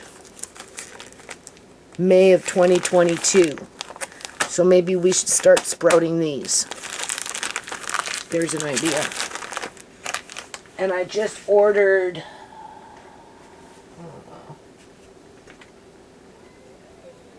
half-gallon. I did. I ordered 2 more boxes of gallons to finish up what I'm doing here, because I'm done. And another case of half-gallon, which are nice. So when they come in, that's what I'm going to do. That will take up 2 jars. And as the kitchen clears out, we're going to start sprouting peas. I can almost guarantee those things will continue to will sprout, because they're organic. Will they all sprout? Maybe not all of them, but the majority of them probably will. Will I do a YouTube video? Be YouTube's bitch with the whip on my back so they can shadow ban me and remove my views? Scandalize my channel? Trivialize my pain? Call me crazy? Who knows? Seriously, who fucking knows? And then, here's another bucket with, so I'm not sure what I'm going to do with that yet, with some other old brown sugar that I can't even get out because it's so dry. This is some old Punjabi brown sugar, but stuff like this, hard as a rock, never goes bad. Now, if you find yourself in this kind of situation, not so much this one because it's more crystallized, it will break up, but I don't know, most people know this, but I don't think everybody knows this. Look at this, pretty much rock solid hard, okay? All you do is you put it in a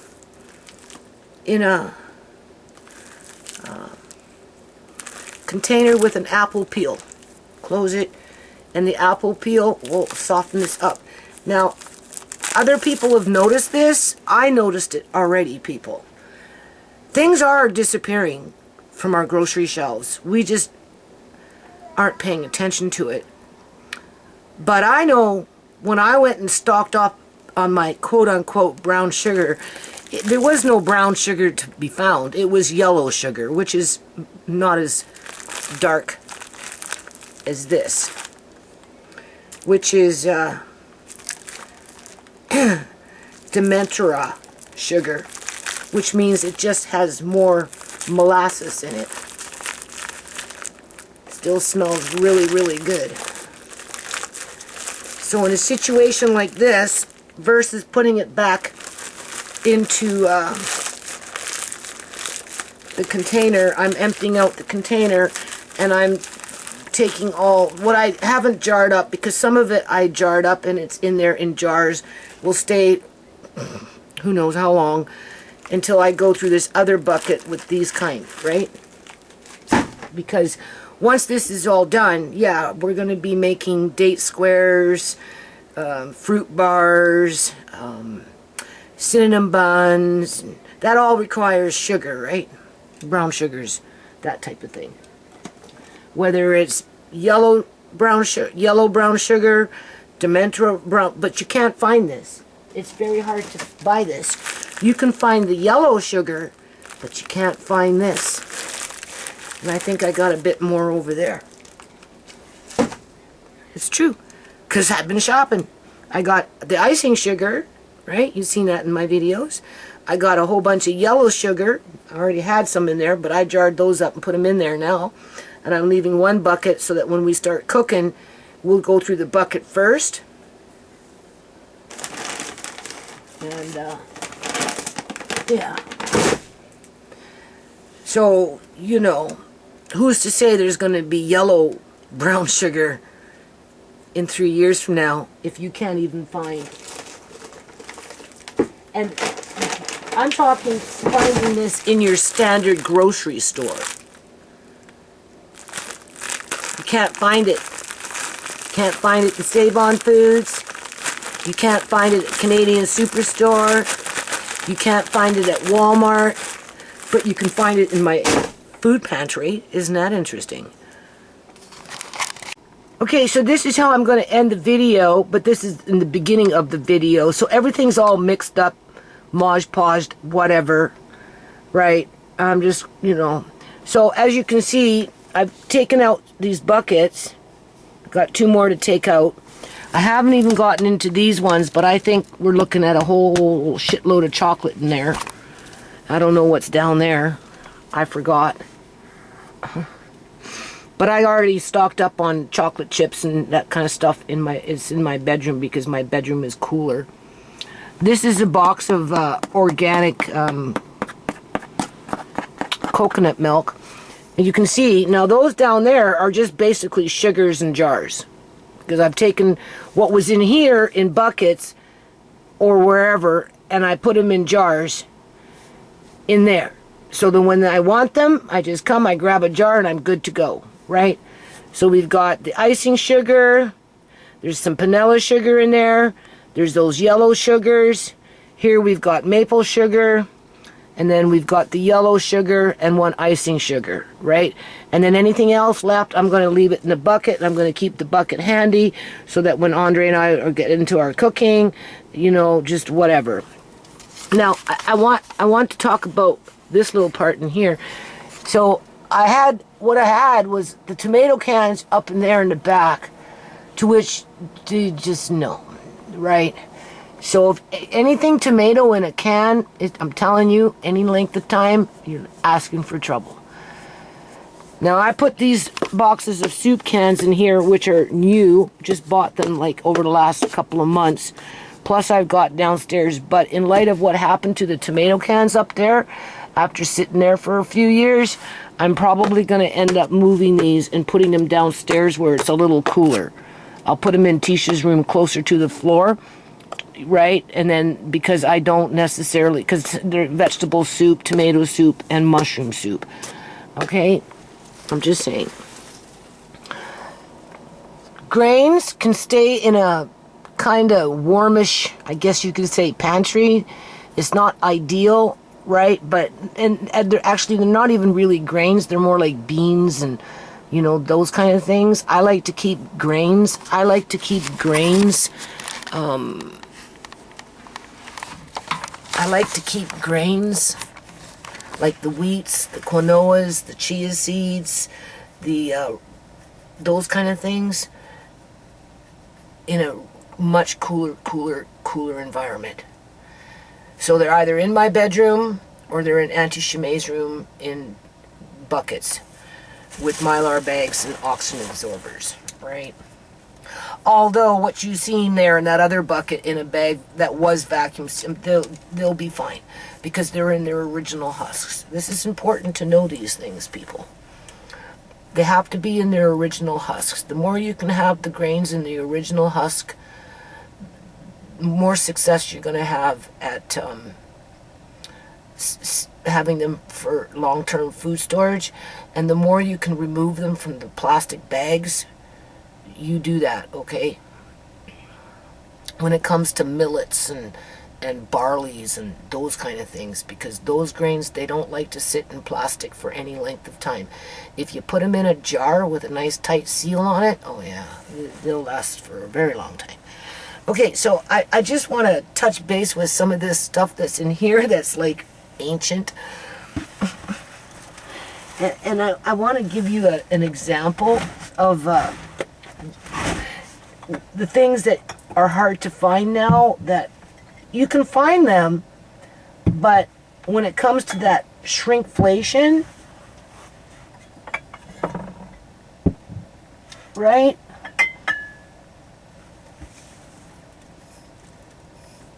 Maraschino cherries. Now, I was going to stock up on maraschino cherries, but I didn't because I know I have a few of them around the house. And I didn't because of the dye that they put in cherries in general.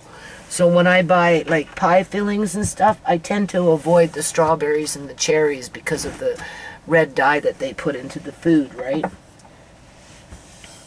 Stuff like this. What is this? Pure sesame seed oil sitting in a bottle that's never been opened, right? The chances of it spoiling really are almost nil to none. It's when you open them becomes the problem. The jar itself, because I have it down on the lowest shelf, is quite cool. So keep that in mind, okay? Because look how big that is. You can't find them that size anymore, people. They've made them so small. This is 410 mil. Yeah, you might get lucky and find a 410 mil. Anything online is like 250 mil, and they want like anywhere from $5 to $8 for the bottle. That's ridiculous. Right? What is this? Oh yeah, so we got some premium Worcestershire sauce even with these bottles. Now I bought these years ago. Okay, but everything's nice and tight, right? It's nice and cool. These used to be in my bedroom, but I moved them into here a couple of years ago. Right? And they've been sitting nice. This size bottle. When I wanted to stock up, I knew I had a couple of bottles around the house. Right? I knew I had a couple. But I wanted to buy just a couple of more because it's like that dark brown sugar. You might not find it in a few years from now. You'll find the yellow sugar, but you won't find the old. And I read comments online with other people that report on food shortages and all this other stuff, and other people are noticing the same thing. Okay, I noticed that when I tried to, because I wanted to buy, but I had no choice but to buy the yellow. But I bought it anyway, right? And I mean, if you can't buy it and you can't find it, all you have to do is take some white sugar, assuming that you can find the sugar, the white sugar that is, and add some molasses into it, and then you can make your own brown sugar. So look how nice and big this bottle is. You can't find it at Canadian Superstore, this size. You can't find it at Walmart, this size. You can't find it at Save On Foods, this size. You'll be lucky to get half the size. I'm just saying. All right. Lucky me. Lucky me. Look at that. Plus that other one. Yeah. Lucky me. And something like that isn't going to spoil. It's like a soy sauce. Right?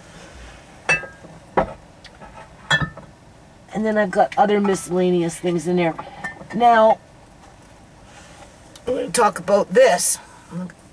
Now, obviously, your eyesight is better than my eyesight. But from what I can tell, these things are still looking pretty damn good. Okay, these are cucumbers from my yard back in the day, before the troll came in and started poisoning the dirt. I'm just saying. These were made in when? Oh God, I can't see.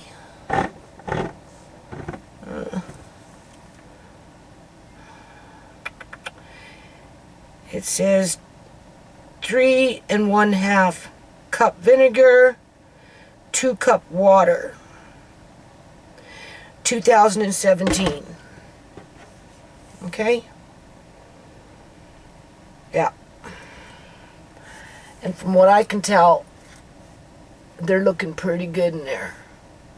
And because I got them closer down to the floor, in the dark, cool place, they're very, very cool.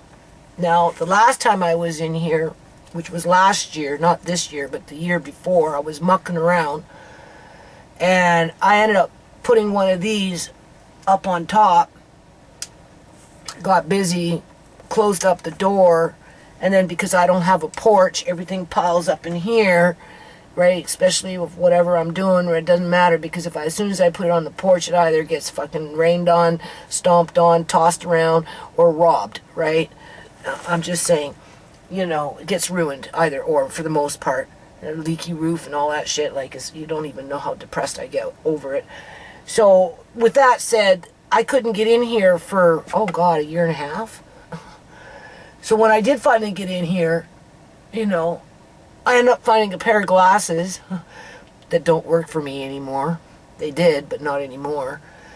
And I found an old jar of pickles that I guess I was going to take out and maybe have Andre and us eat them. And I forgot them, and I closed the door, and then things started to pile up. And come back a year and a half later, decided to do something in here. Found the jar of pickles, and guess what it did? It popped. But if you notice, this one didn't, because it's down there very close to the floor where it's cool in the dark. And these are cold. So it makes a difference. I'm trying to tell you this. And they'll be very tasty. But I don't need pickles right now. So I'm going to put these back. I've got a few jars. So when I come down here and I do the sweep, because that's what I'm doing. I'm doing the sweep right now. What I do,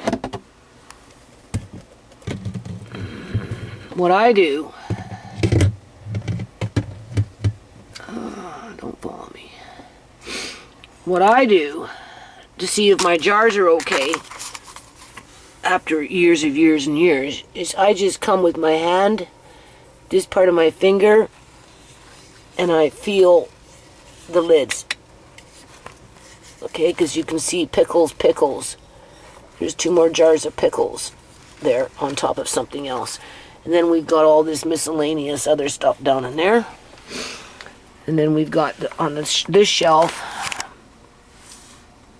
Hold on a minute. What do we got on this shelf? We got a couple of other things.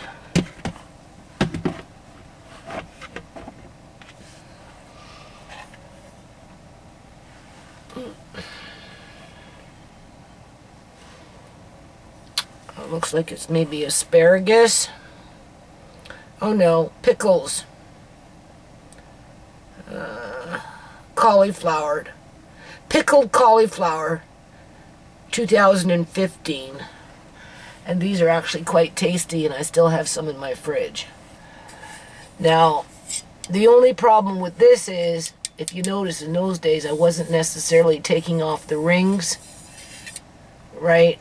But you know, it's okay, and you would see if it wasn't.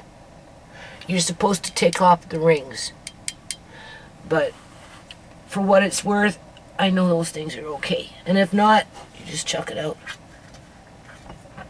What's this? See, we got, what is this? Well, it looks like just flaxseed. But again, it's nice and cool. Don't ask me when I put it in a jar, but more than likely it will be okay. It's just I don't ever get in here, so I don't get a chance to use it. And if not, it becomes bird food. I'm just saying. Right? These ones here look like asparagus.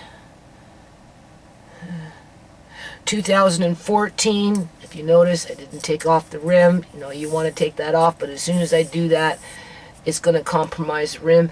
Now, for something like this, but if you look, everything looking good in there, from what I can tell, right? It's holding its shape. The colors are good. Nothing looks rotten. But because it's been sitting in the jar for and it's cool, it's been in the dark, uninterrupted.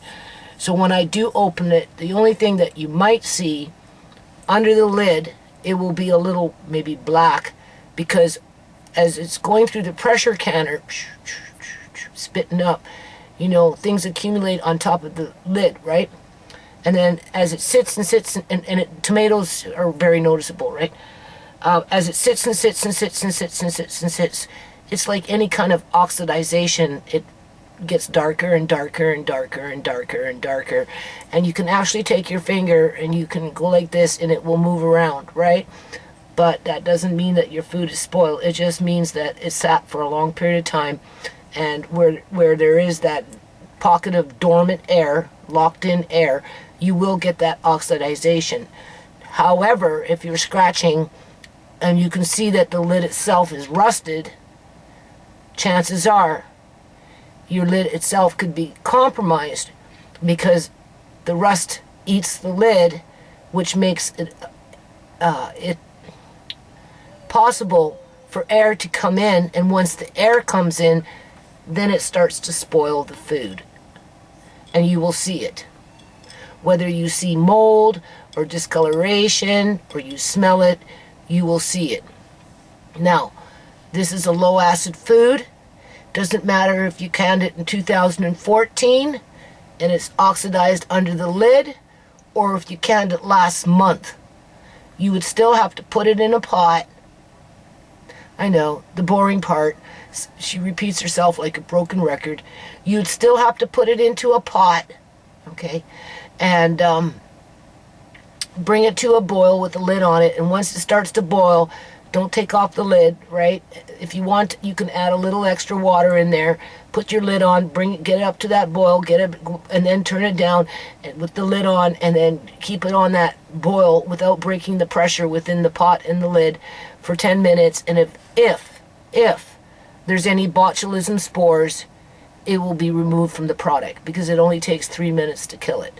That's why they give you a good 10-minute window of doing this process. Then you can consume it. Okay? As for the pickles, well, no, you don't have to do that, because they're already in a vinegar brine. Okay? And if I remember correctly, because, you know, I don't do this stuff regularly, but I've done enough of it, you got to have at least 50% vinegar and 50% water in order to be able to make it safe to consume. I'm pretty sure. Yeah, you can't go no more than 50%. And that's with or without salt. But if you're looking to reduce salt, reduce the vinegar bite, you have to read up on it and double check. Okay, so don't ever go under 50%. When I wrote down here, you know, 3.5 cup vinegar, 2 cup water, whatever, it was because I was, you know, I was going to try and get a recipe where I liked what I was tasting in terms of vinegar ratio to water, okay? But no, you don't have to heat these up. These are unnecessary to heat up. And from what I can tell, the carrot still looks orange. Where am I? Where's the carrot? From what I can see now, you have to remember, everything I look at is dull, but I can see that even from here onto the lens. So the carrot's still looking nice and orange, and this is, you know, cauliflower that's been saturated in vinegar, right? So these are really good. They're actually really good, people. And I've got like pickled beets and stuff like that in my bedroom in another location. What I need to do is get downstairs where the piano is, up and behind that area, and do a sweep, but that will be next year. So, if you're looking for Worcestershire sauce to store for long term, I highly recommend that you start stocking up on it. If you can find the big bottles, go for it. Buy yourself a whole bunch. Good luck finding them, though. And if you do find them, consider yourself to be, like, scoring. In terms of, like, you know, you scored big. Because when I wanted just to top off, knowing that I had this, right? But just knowing what's going on in the economy and with the politics around the warmongering and the depopulation agenda and just the whole whole 9 yards, whatever. I just wanted to top off because when I start cooking with Andre, I'm thinking that we'll probably end up making little sauces and you know, it would be nice to have that, right? A little extra on hand without having to worry. And I'm serious. All I could do was find jars that were half that size, and they were expensive for what it was worth. But I picked up, I don't know how many of them. They're in my bedroom. All right. This I don't really like, but I think I've got one in the fridge already. And I have this one, you can see. It's not one of my favorites, the seasoning, but again, unopened, cool, tucked off under the corner somewhere. Even though this itself gets hot, but the higher you go, the hotter it becomes. So don't put canned goods up on top, okay? Closer to the floor. And if you're storing anything tomato, I don't know. Try and use them up right away, or just don't expect a long life from them. So, yeah. So, I guess that's the end of this video. Those look so good. I kind of want to crack the jar open now. But I don't have enough space. So I'm going to wait. I got to clear out everything first. And I got one more, it looks like I got one more bucket here, and I don't know what's in it, so let's just take a boo. Okay. These are these Asian breadcrumbs. Stuff like this. Now, when Pastor Granny was alive, she was coming by with bread. Just bread. I probably did videos on it, people. And I was just drying a whole bunch of bread. And then I was grinding up that bread, and then I put them into mason-sized jars, and I vacuum sealed them. And I got, like, I don't know, three cases, maybe more, who knows, of breadcrumbs downstairs in mason jars, vacuum sealed, from when Pastor Granny was giving me all that bread. And that will last a long. Obviously, when you're getting into your breads with the seeds and the whole wheat, and but even still, you vacuum seal, you put in a cool, dark place, and you just mix them in with your burgers, your bean burgers, or what you can make crackers with crackers, and just like whatever you'll use it as a filler for your meal, right? So in that situation, obviously it has a best buy it before date, but I will keep it because I already have some of this somewhere else in a bin, and I got another bag, I think, in my bedroom. And as we get into our bean burgers and those kind of things, yeah, I'll definitely be using this. So I'll keep that. And what I do is I just take a pinch like I did with the raisins, and I taste it. I mean, if it's really that off, whatever, the birds get it. But if it's doable, then yeah, by all means, do it. Now, you see, this is why you don't want to put things in plastic bags, because I just pulled this out and it's sticky because the plastic bag itself is deteriorating, and it probably has something to do with a barley or sticky rice. Oh, this is a sticky rice. Anyway, I just bought a whole bunch of sticky rice. So I don't think the sticky rice would do that, but maybe there's something else in here that will do that. What else is in here? Let's see. Oh, here's another one of those. There you go. So definitely start using those up when I do the bean burgers. And yeah. What else is in here? Seaweed obviously never goes bad. Oh, this is great. I'm so happy because Andre and I were going to get into making sushi, and I just bought some of this stuff. And I'm going to do a big shot. Now, I have some of these downstairs, but I can't get to them. And, but obviously I have something here. I don't know, for something. right? You're looking in at anywhere from about $4 to $8 per pack for this stuff. So we're going to be making sushi. Right now I'm dehydrating sweet potatoes again. I don't know if you've noticed, but sweet potatoes have gone up in price. If you can catch them on sale, get them on sale and dehydrate them. They last a long, long time.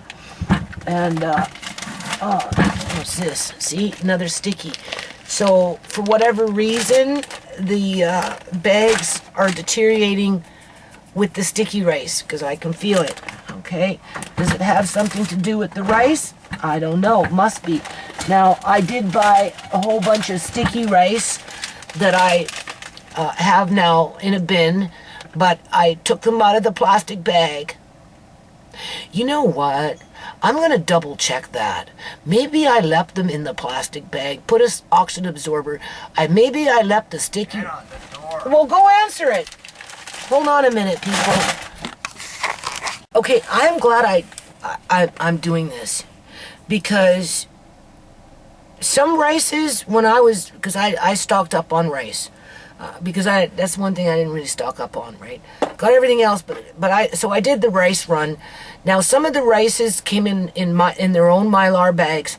I put an oxygen absorber into the bag, right? Put it into another Mylar bag. I think I even put another oxygen absorber into the Mylar bag. Zip seal, I like the zip seals it took out, right? Put it into the bin, okay? And that's just for moths and that kind of crap, right?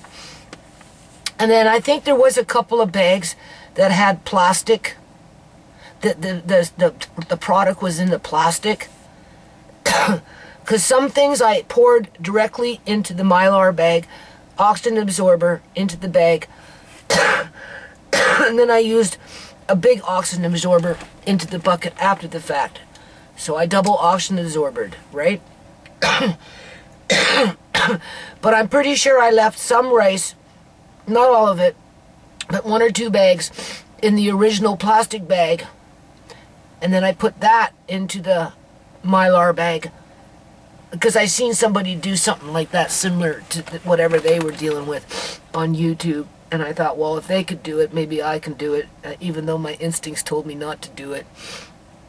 I did it anyway because I'm getting tired, right? And I had the directions. Normally I cut off the directions and just put it into the Mylar bag. Anyway, I know what? I'm actually glad that I'm doing this now because sticky rice is good for sushi. And out of this bucket, only these 2 bags they're sticky. What does that tell you? It tells you it's reacting with the plastic, and now you know why I use glass. So I have that sticky rice in a bin over here in Mylar bags, but before it goes downstairs, I'm going to open up those Mylar bags and I'm going to make sure they're not in plastic bags. Yeah. And if they are, I'm going to repackage them. Yeah. And then because I want to get into making sushi with Andre, I was going to go off in a month or 2 and just stock up on the glutama or whatever rice it's called. That's basically sticky rice. It just has a different name on it. Buy a bigger bulk bag of it, right? That's specifically good for sushi. And I was going to stock up on these things. Well, you can still get them at I guess you can say, an affordable price. And so now that I know, now that you know, right? And that's why I do these videos, so that we learn together. Yeah. So for what's in this bucket, it doesn't really need to be here. Now I did order 2 more boxes of 1-size gallon jars, and I'm kind of like doing that in here now. So, but you have to be careful what you put in here. Okay, that's what I'm trying to tell you. Okay? The cooler the environment, the better it is really for anything long-term food storage. But some things are a little more durable, right? And before you go and run off and buy a whole bunch of canned tomato soup and those fruits, right, you might want to be thinking about, one, they don't survive very long in terms of, we're talking years here, right?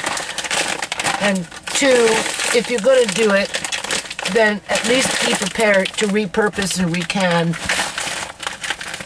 some of it or all of it if you're looking to have it for long term, where, you know, you forget about it and you're not panicking when you come back to do something with it. Right? Yeah, definitely a chain reaction going on here. Now, does that mean that the rice is bad? Probably not. Probably not. It just means that the plastic isn't and they've changed the plastic now too. Andre and I, we noticed that if I buy something in plastic now and put it into my bedroom where it's nice and cool, the plastic maintains itself in terms of holding its shape and doesn't start to alter. But as soon as I bring it out here into the kitchen where this part of the house is warmer, it starts to balloon. I guess it's heating up, right? It starts to balloon, and then I would suspect at some point, if it ballooned enough, it would probably explode, because what would do that? Heat. Or you'll get a puncture, and as soon as the air escapes that's in the bag, what happens when the air starts to escape, the bag starts to shrink, which by that time you're getting a change, depending on what's inside the bag, of you know, the molecules, right? Like we did with the raisins, right? Those raisins somehow got heated up somehow, some way, for whatever reason.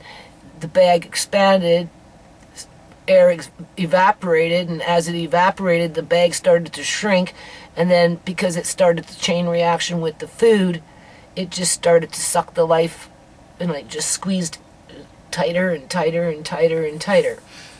But considering how old those raisins were,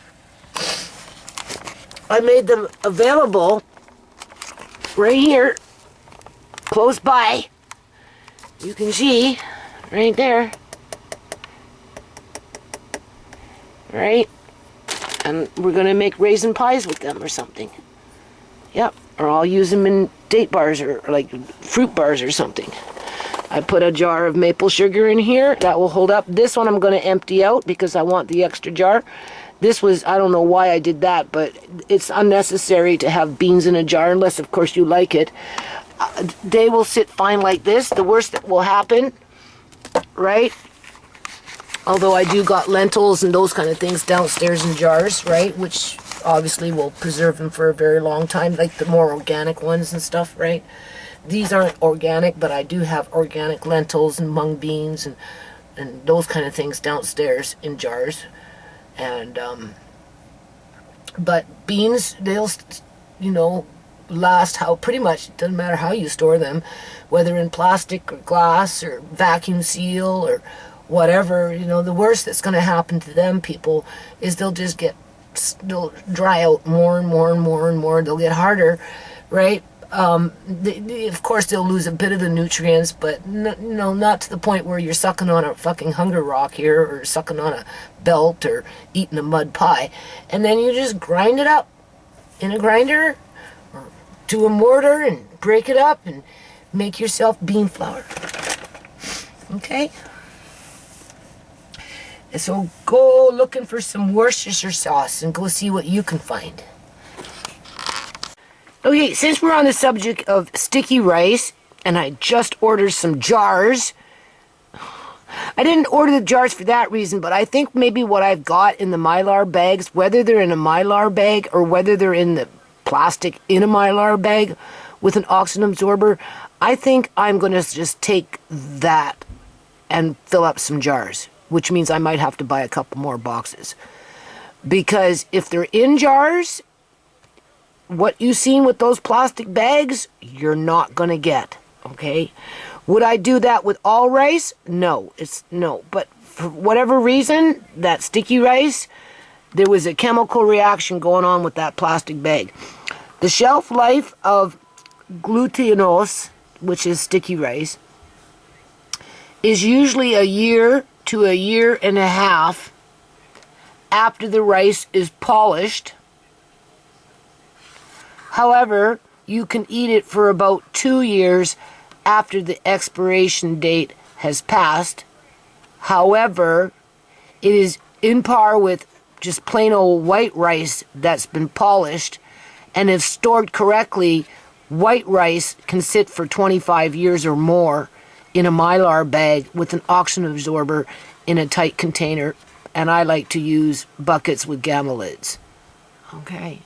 Or you can vacuum seal them. But before I'd vacuum seal them in a plastic bag, I'd put them in paper bag, like a lunch school paper bag, some kind of a paper bag, and then into the plastic, and then vacuum seal. Okay, because I've got some grains like that. Okay, besides that point. Glutinous rice contains almost no oil. That causes almost no oil. And oxidative odor. So the quality does not deteriorate easily, even if it is stored. You can eat it even after 3 to 4 years, as long as it is in good preservation. So when I open up those 2 bags, we're going to look at them and see what they look like, to which I doubt there's any mold, because that would be the most serious culprit of all things to be dealing with. How to store glutinous rice, which is sticky rice, right? Or sushi rice. The optimum temperature for storage this rice is 50 to 59 degrees Fahrenheit. So obviously at some point those bags heated up, had a chemical reaction to whatever. So yeah, I got rice in my little bathroom that I don't use other than for storage, that technically should probably go downstairs at some point in the future where it's a little cooler, to which I will do. But it's just plain old white rice, and I'm not too worried about it. But sticky rice seems to be a little sticky. It's a little more finicky. Yeah. It is suitable for storage in a dry and dark place. Can you store this rice at room temperature?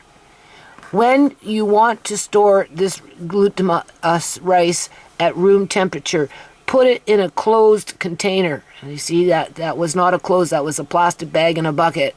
Nothing closed about it. A jar with a nice tight lid, oh yeah. It is recommended to store it in a cool and dark place with low humidity. And the risk of being eaten by insect, that's what the oxygen absorber is for, right, is reduced if you put an insect repellent in a closed container. Oxygen absorber would work. Last in the fridge. Okay, so we're not worried about that. So hold on a minute. Okay, so based on what you just seen, now, like I said, I got a whole bunch of this. You know those Rubbermaid bins? About that high, you right? Full of just nothing but sticky rice. But I put them in Mylar bags, although I'm not sure if I left them in the plastic bags. All I know is I am taking them out. Yeah, I'm not leaving them like that. No. Yeah. And I just ordered some jars to finish what I'm doing. But I think I'm going to use those jars.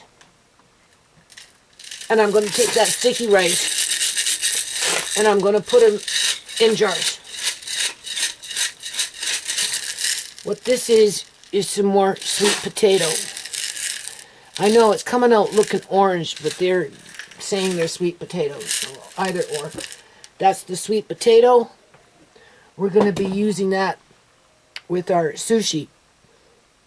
I'm going to use either canned shrimp, canned crab, canned salmon, maybe canned mackerel, And as I'm thinking, you know, how we're going to do this, right? Obviously, you can only pay so much for, like, crab is very expensive. I mean, once in a while, after it's all said and done, everything's put away, maybe I'll go off and buy some fresh crab, and we'll do it with fresh crab just for the fun of it after it's been cooked. Same thing, well, easy enough to do with shrimp, but right now I don't have time to be mucking around. So I just bought a couple cans just to get Andre and I started.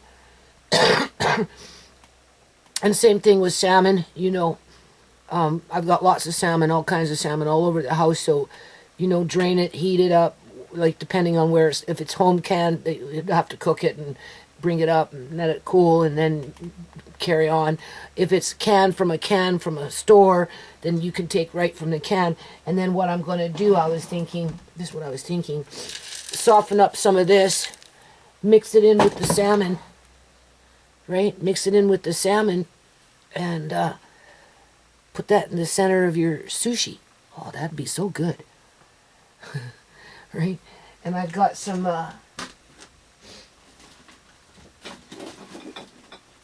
old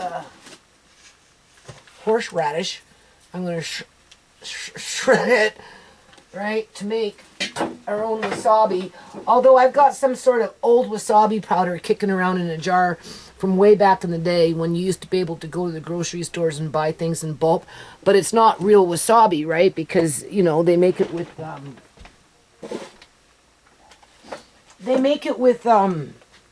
mainly with horseradish, because apparently wasabi only grows in Japan and in only certain parts of Japan, and it's extremely expensive to buy it. So I'm like, well, I want some real wasabi powder to mix in with my fake horseradish or whatever I got kicking around the house, right? Because I'm looking at the wasabi online in terms of those tubes and stuff, and I don't necessarily like the ingredients inside, so I'd rather make my own. So anyway, I got lucky. I bought this off of Amazon. It was the last one that was available, and it's 100% wasabi powder. So I'll mix that in with horseradish and whatever, right? Or whatever. Anyway, that's another video. As long as I'm talking about wasabi powder, I suppose everything would be fine, right? And then, as for the skins, you know, you bake. I like to bake my sweet potatoes in the oven, skin them off.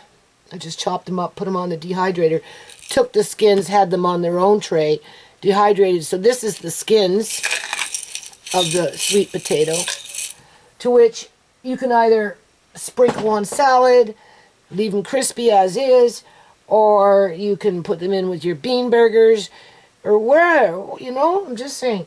So, anyway, I ended up buying a smaller bag of rice because I already packed all the other sticky rice away, thinking I was safe with it, but now we're finding out that it's a little more fickle than regular white rice, and therefore it needs to be stored a little better than the way I had it in that bucket.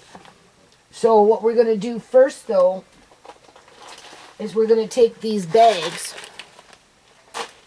because it's the bags that are deteriorating, right? That's what's happening here. Okay? Millet will do this as well. Barley will do it, millet will do it, and obviously sticky rice will do it. Okay? Now you see, this is where I can't see. I can feel it. I can smell it. I wouldn't necessarily, you know, I'm smelling plastic, people. Andre, will you come look at this for me? And then I can't really see it. But I kind of think I maybe smell the plastic. Yeah. Given the state of the plastic. Andre, I'm sorry. What do you see? Just rice. Is anything dark in there? No. Any bugs? No. Like moths? No. No indication of mold? No. Okay, well, all right. It's very small. Like, extremely small. But it's supposed to be small. That's the thing. Right? Now, If you had to choose between a hunger stone, a leather belt, a mud pie, or old sticky rice that's not molded, has no bugs, and maybe just an off smell because it's been sitting in a plastic bag in a bucket for who knows how long, which one would you choose to eat?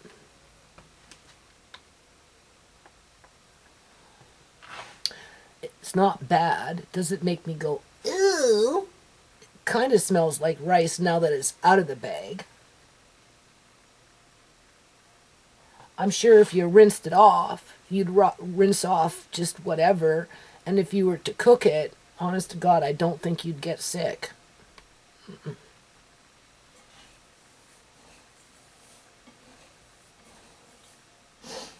If you had to choose between a hunger rock, a leather belt, and a mud pie, and old sticky rice, which one would you choose to eat if you were starving and hungry or didn't have enough money to go to the grocery store because our government's made it to the point where we're basically standing in the food line waiting for our rations to be handed out to us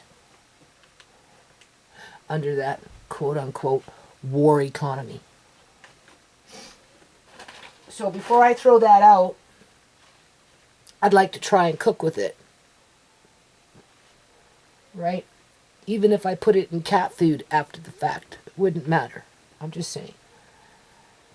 Because it doesn't throw me off. It doesn't like those plums. What it reminded me of, now that I'm thinking about it, because I'm trying to think, like, what if you had to put a taste to it, what would it be? And I'd be like, well, it'd be like a bland plum coming off the tree that wasn't fully ripe. It'd be, and who wants to eat a bland plum like that? Not too many people. I don't even like it. I will can with them because they're right off the tree, but I put them in with the syrup, right? Because, again, with those kind of plums, those particular purple plums, you have to kind of get them at just the right moment when they're at the sweetest point. And then if you don't get it before then or after that, So either or. So we've got the 2 bags of that. So I'm just going to put that in a different container of some kind. And then I was going to put this sticky rice in this other bag. This one. I was gonna put it in here because I was trying to refrain from buying more jars because I'm tired. I just want to be done now, right? But I have to finish up with what I'm doing. Obviously, you can see that. And but now that I've done this, I'm not doing that. No way. I'm not giving it a chance to have a chemical reaction with any kind of plastic. No. So that big jar that's in the cubby there that has what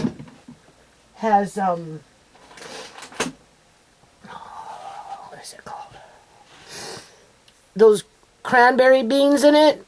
I planned on emptying that out and putting those cranberry beans into a Mylar bag anyway, because I've already got a container somewhere in my bedroom with cranberry beans or whatever. I'm not worried about it.